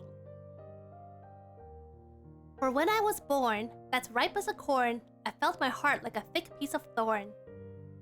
My baby times are nice, as cheerful as mice. I have more toys than a dice. I always get new toys, toys for girls or for boys. Every day is a joy. I first just have milk, then sleep in my bed of silk, and say weird stuff like jilks. I couldn't think of a word that rhymed with silk. But as I grew a bit, I have toys that's for kids and know how to take off lids. Oh, I'm so sorry, big boss. I'm so sorry they chose the girl.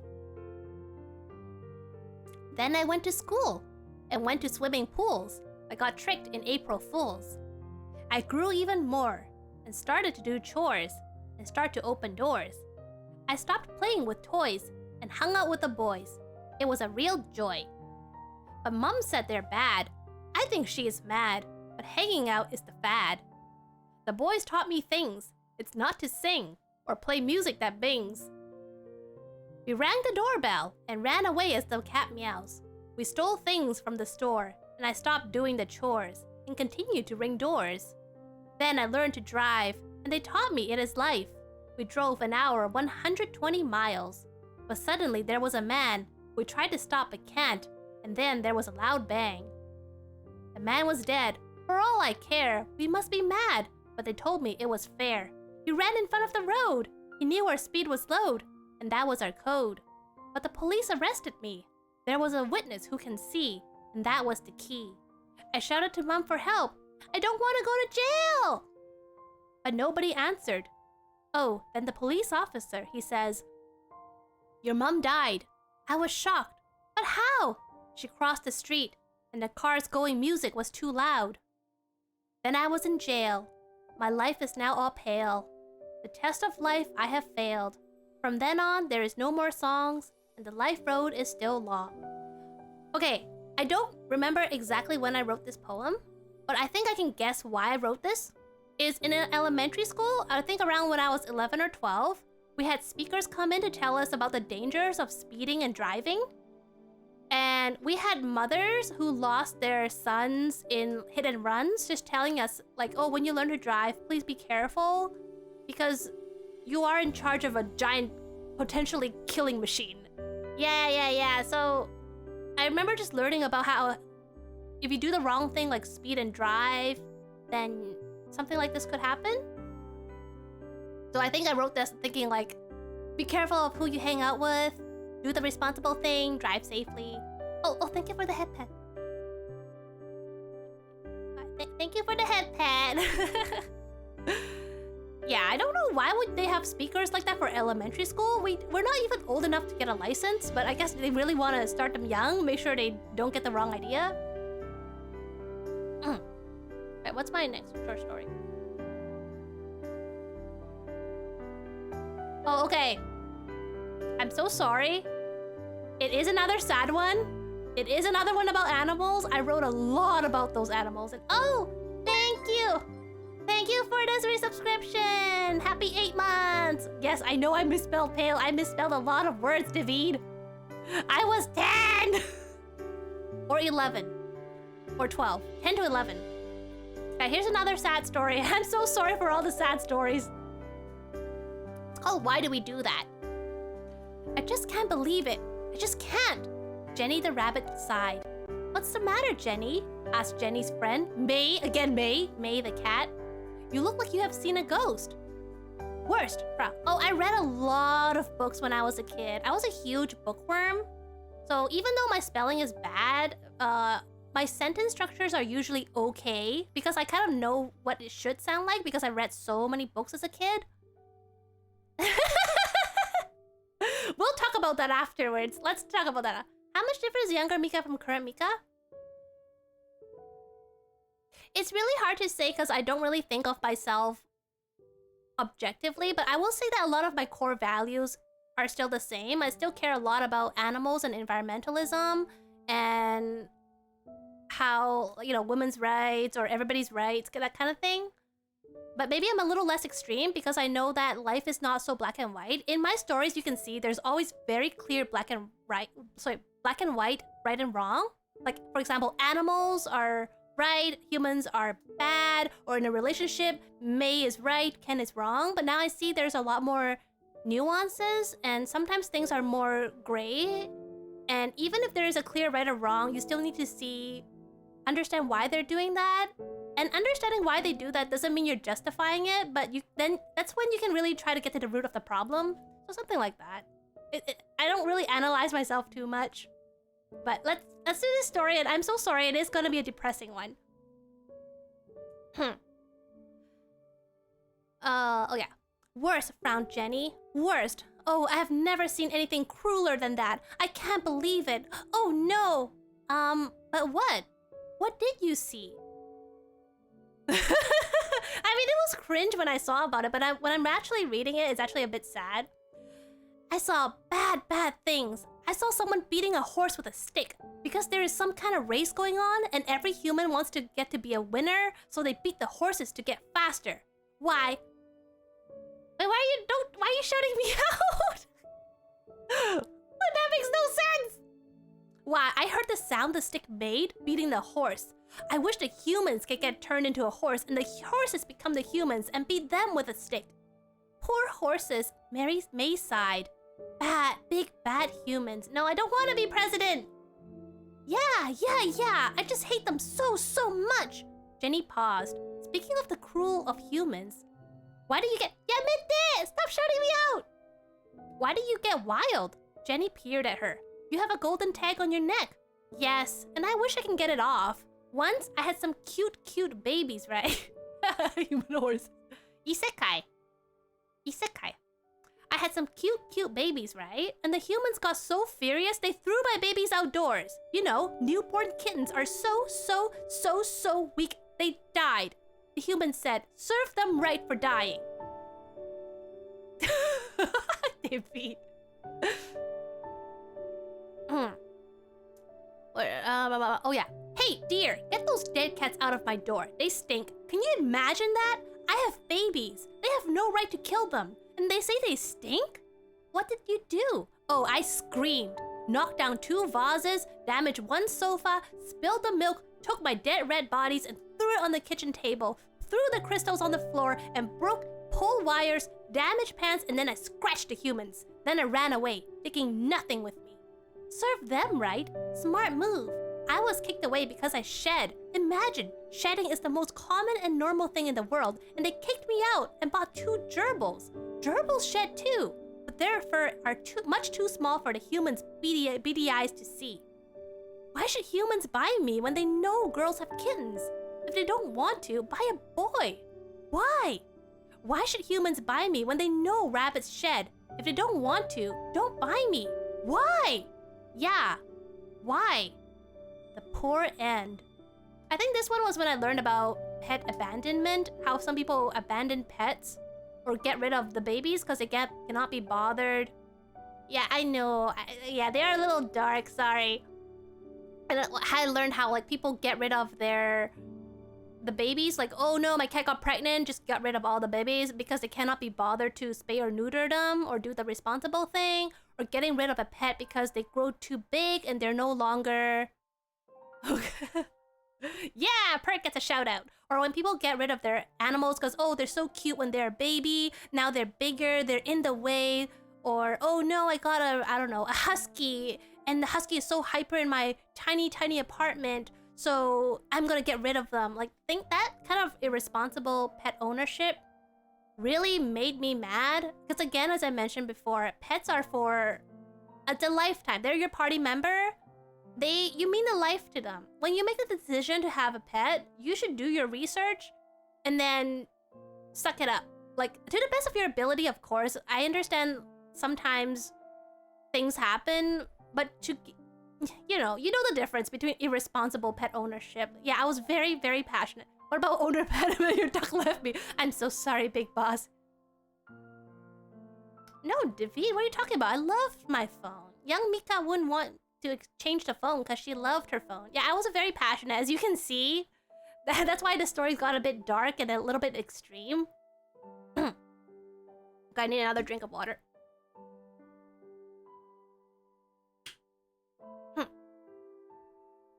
But yeah, the whole idea of all these babies going to shelters because they keep having babies, that really upset me. Yeah, I'm so sorry about your duck. Is everybody just shouting out everybody? Sure. Sure. Okay, here's a silly poem, okay? Here's a silly one to make up for it. It is time for school, as natural as a cow goes moo, and homework is something we hate to do. We first have English. It's like words on a dish. What are you guys doing? Shout out real people. Oh my gosh. We first have English.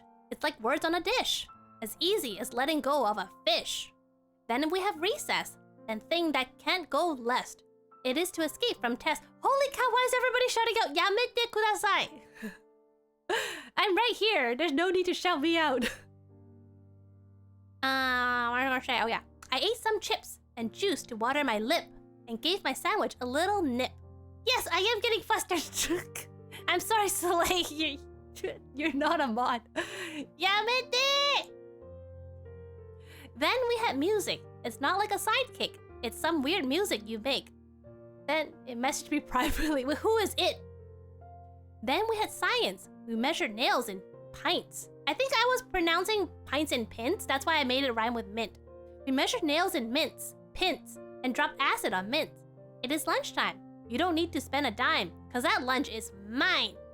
I had a roast beef sandwich and a little dab of cabbage. Oh my gosh, there's so much going on. Oh, good night, Jessixo. Thank you so much for being here. I'm sorry all the stories were so depressing. Apples for dessert. And do not try to burp, or you will be a complete jerk. It is now for French. We don't just sit on a bench. You make weird sounds like say a Kent? Hey, okay, look, I'm like grade 5, okay? My French is not very good. I just started learning French. I think in Canada, we start learning French when we're in grade 4 or 5. So I literally just started, okay? Now it is PE. Now that I gotta see, because it is as fun as thee. We can now go home to eat our honeycombs. So now rest after you finish this poem. What am I trying to say? What the heck is this poem? I think this poem is just mostly about silly things about school, like English class, recess, and then music class, science class, lunchtime, French class, and PE class. Because I want to say I'm 11 years old. And also, it's not a silly face. How dare you call it a silly face? I just want to make it clear that I wrote these when I was like 11 years old. You smell.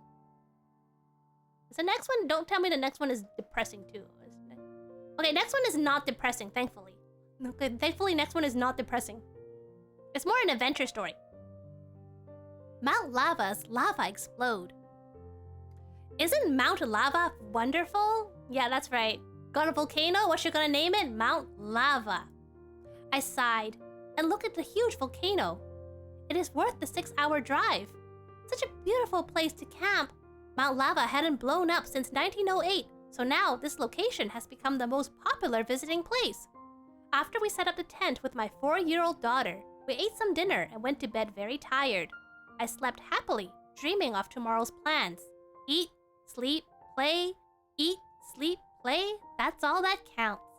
In the middle of the night, I was awoke by the shaking of the ground. It was not shaking furiously, but I could feel it for sure. Is it an earthquake? I froze to listen and heard a faint rumbling sound. Gently, I tiptoed out of the tent so not to wake my daughter and wife. My eyes focused on the volcano. My body froze.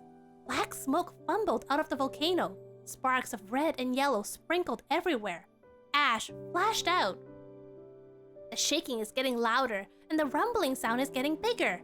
My wife soon noticed the sound and came out. What is that horrible sound disturbing my sleep? She mumbled. Then she saw the volcano. Help! Help! Police! Police! She screamed. When she calmed herself down, she ran back to the tent. I have to go get Jane. She is still asleep. Suddenly, the rumbling stopped. The shaking stopped.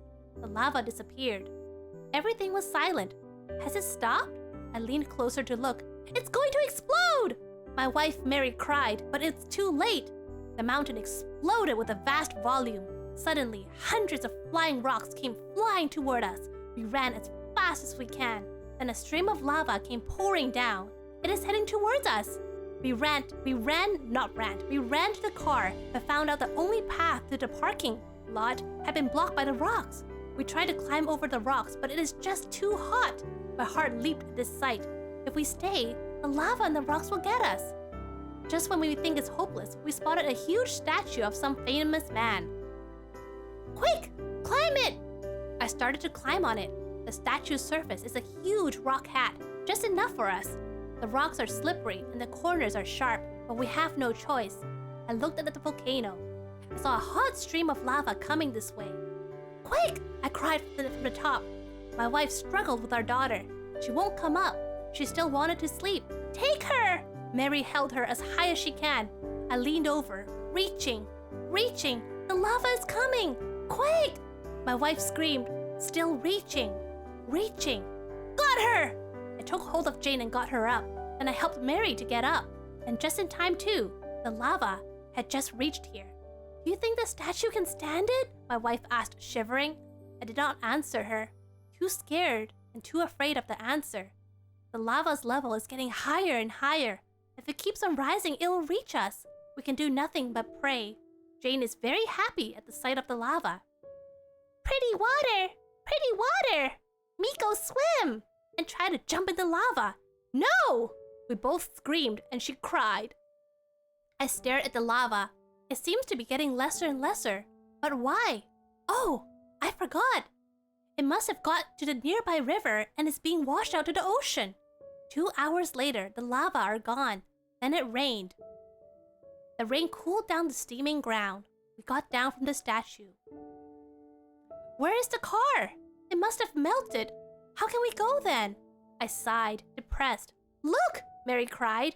I stared at what she is looking at. Our car? Oh, I almost forgot.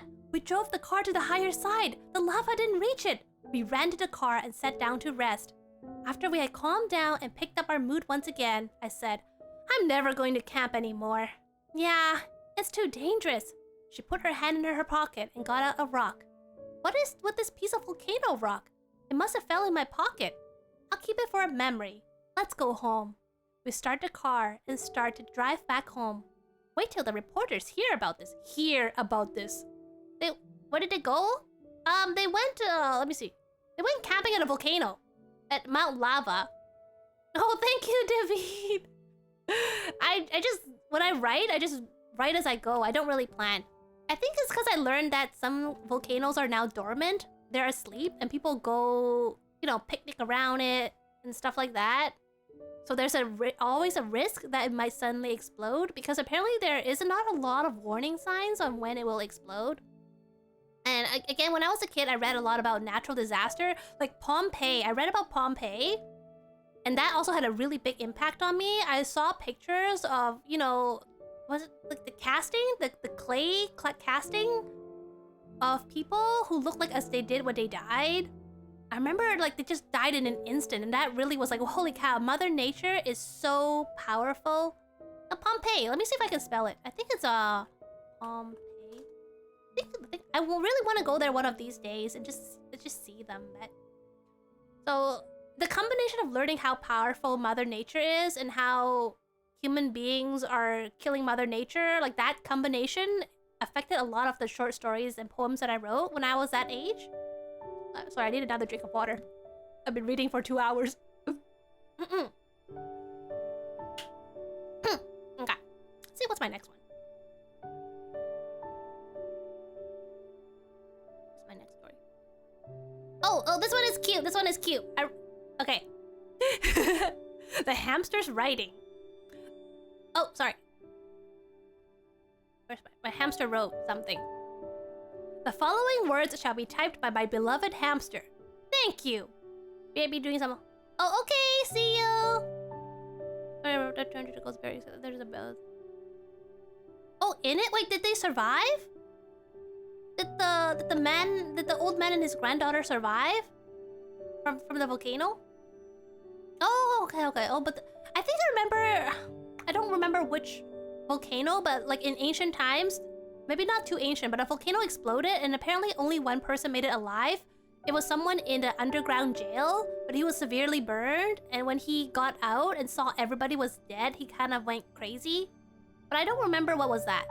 Oh, I see. Yeah, volcanoes. I remember reading about volcanoes and just being... And Mount St. Helens. I think Mount St. Helens is also a really big case of a volcano exploding and just the sheer power of what it can do.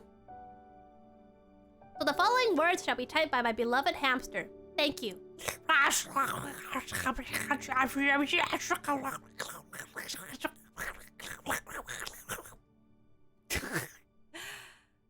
And these words are what the hamster had just typed.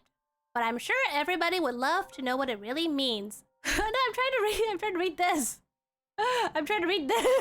How would you pronounce this word? How would you pronounce this?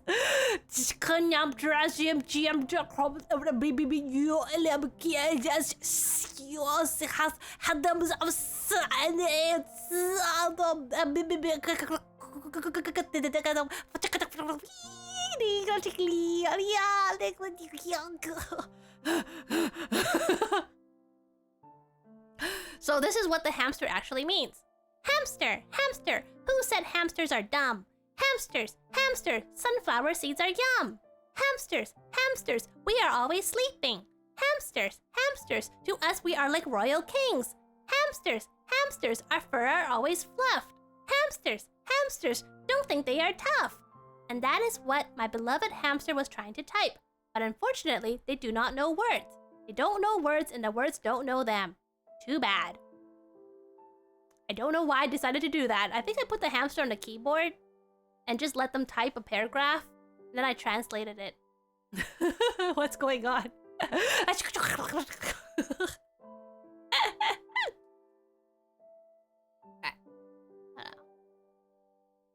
Okay. So the next one is the last poem from when I was a little kid. I don't know why I made the caps. It's a really, really big font. And I don't know why. The girl in my class. There's this weird girl in the class that is like so different. She don't wear vests. Yeah, this is the last one. The last poem that I wrote when I was a kid. She don't wear vests or cap shirts or anything we wear. A cap is a brand and a store. Instead, she wears these stupid no fashion fashions. Suck her for getting teased and ignored. I have no idea why does she have any friends. She's always smiling when there's nothing to smile about. She's so weird. I'm even ashamed to have her in the class. She's not good at anything. Day 2. You know, she's not so bad after all. I kind of talked to her and she was really nice. Oh yeah, Gap, not Cap. Oh shoot, I typoed. Yes, the Gap. I'm pretty sure I was trying to say the Gap, but I didn't know better. Okay. I asked her, why is she smiling all the time? And her reply was, why shouldn't she? What kind of answer is that? How can you smile if you're so alone? And she told me she's okay with that, but trying hard. So, trying isn't everything. So far, I see she have nothing good. She like library and bookstores. She have a hamster. She's not so bad, but she's not good either. Yes, I know I said it wrong. Oh, is it? I forgot what it means. What does it mean? Day 3. Today I talked to her again and felt like she was pretty nice. She have a lot that is not in common, and she's got a lot of cons. But she also got some pros. She have career plans and is always happy. I try to fit in so hard, and I have friends, but it sure is hard. See, I saw you're proud and I got my word. It sure is hard, yet it is so weird, and I still wish she isn't here. I think she is a real burden, but she told me that trying to fit in isn't always good. If the friends won't accept you for you, then why should you try to be accepted for someone else? I think she is right. You know, I think I'm going to get along with this girl just fine. You ask me what does she look like? Just a second. Let me look in the mirror. Love thee first. Love the good. Love the worst. Have no curse. The reason of being nursed. To love. To love. To be loved. To love. To be or not to be. That is the question. Who cares? Chinese, English, or Russian. Have all the same on the scale. Weight all the same in a pail. Pay the same to get on a rail. I know this one is confusing, but it's again another story about self-love. It's basically about... Like, I made it sound like there's a girl in my class, but that girl is actually me. Like the me that I try to hide away. And how I came to realize that despite having a lot of faults, I'm still pretty cool. I still deserve to be loved, and I can still love people. So maybe I should try loving myself. Because at the end of the day, everybody is the same, like inside and outside. That's kind of what I think. That was the last one. I have a question. I actually wrote a 50-page short story. And I'm wondering if I should do a stream where I just read out that entire short story. Would anybody be interested? That's the longest short story I had ever written and finished. But despite my best intentions, it is a little bit culturally inappropriate because it was during the time when I learned about slavery and how like African Americans and like the racial tensions. I know it's basically a novel. So I wrote from the perspective of a slave, like a girl who is a slave, and how she tried to fight against the injustice of the world and the racial tensions, and how she tried to make her own place in the world. But because I don't do any proper research, I kind of made up her culture a little bit. Like I don't know what she eats in her culture. I kind of made it up, so that's why I didn't put it out there. Yeah, I know. So I'm still thinking if I want to try reading that one or not. I think I wrote that when I was about 12 years old. Might be simple. Yeah, that is true. That is true. Okay, I won't read that one. Yeah, that's also why I didn't. I was reading like, oh man. But it had a happy ending. I'll spoil it for you. It had a happy ending. Okay. So the last one is a poem that I wrote last night, and I haven't written a poem in years, okay? Like I stopped after I was 12 years old, so I'm really sorry if it's really bad, but I wanted to try writing a poem with the skills that I have now, which apparently is not that much. But here's my... Oh, okay, stretch. Oh, thank you for the stretch!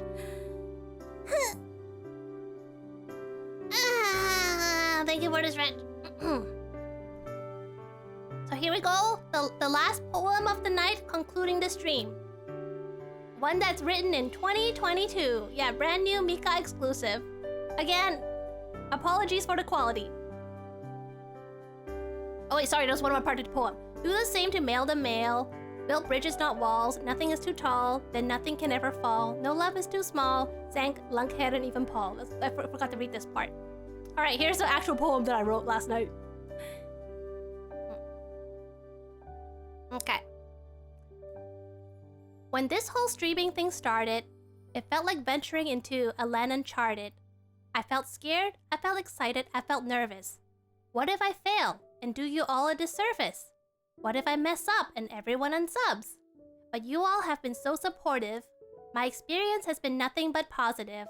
So I may not have a lot of goals, but I will still pour my heart and soul to show you how much I appreciate every view, every chat, every lurk, every follow. It makes me work for a better tomorrow. I really hope you enjoy my streams, even though all I do is laugh and scream. Your support means so much to me. Let's keep having fun together, for we are the best team. And that is probably the last poem I'm gonna write for a long time. Although this poem is me trying to show some appreciation, so it's not gonna be a downer, right? Thank you so much. Thank you so much. So, I want to say thank you so much for contributing to the community challenge. When I first stumbled upon my old poems and stuff, I was like, would anybody even be interested in reading something like this? So I was like, you know what? I'm gonna set a community challenge and just kind of test the waters and see if there's interest. And we hit the goal within a week. So I was really happy that people are actually interested. Also, if you look at my little gray book, you see my stories by Mika, like right below me. The little creature on the left is a little creature that I used to draw when I was a little kid. His name is Buji.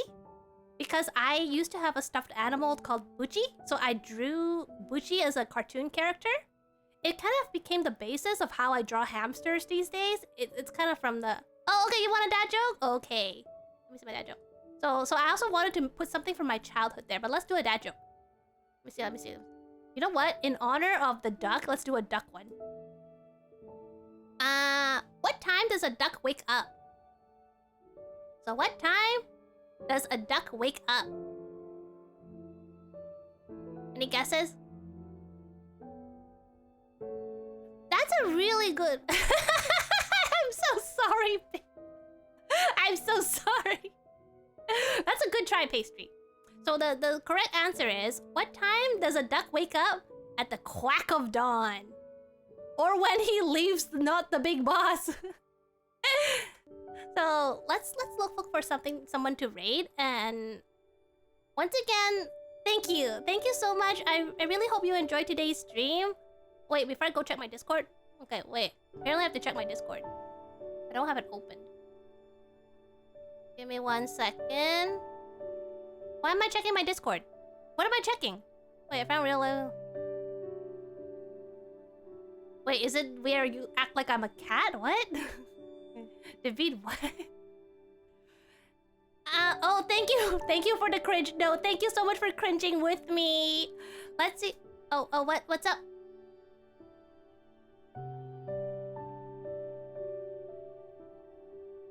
I was telling you something?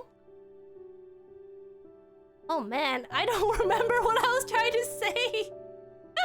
I'm so sorry, I really don't remember what I was trying to say. My brain's gone now. It's okay, if it's important, it'll come back. Yeah, thank you so much everybody to coming to the stream. I see Robert is playing Crusader Kings. Let's go show up to say hi to Robert. And again, like, I know I've said a thank you so many times, but I just want to say thank you again. I really, really appreciate everyone gathering, listening to me read really silly stories. Yes, have a really good evening. Let me go to my ending screen. And I wish you all a wonderful, wonderful day. Tomorrow, I'm gonna be playing some Cat Quest at 2 p.m. PDT. It's gonna be a very chill, hopefully chill stream, because I am over-leveled. But yeah, thank you so much again, everybody. Let's go raid Robert and have a wonderful day.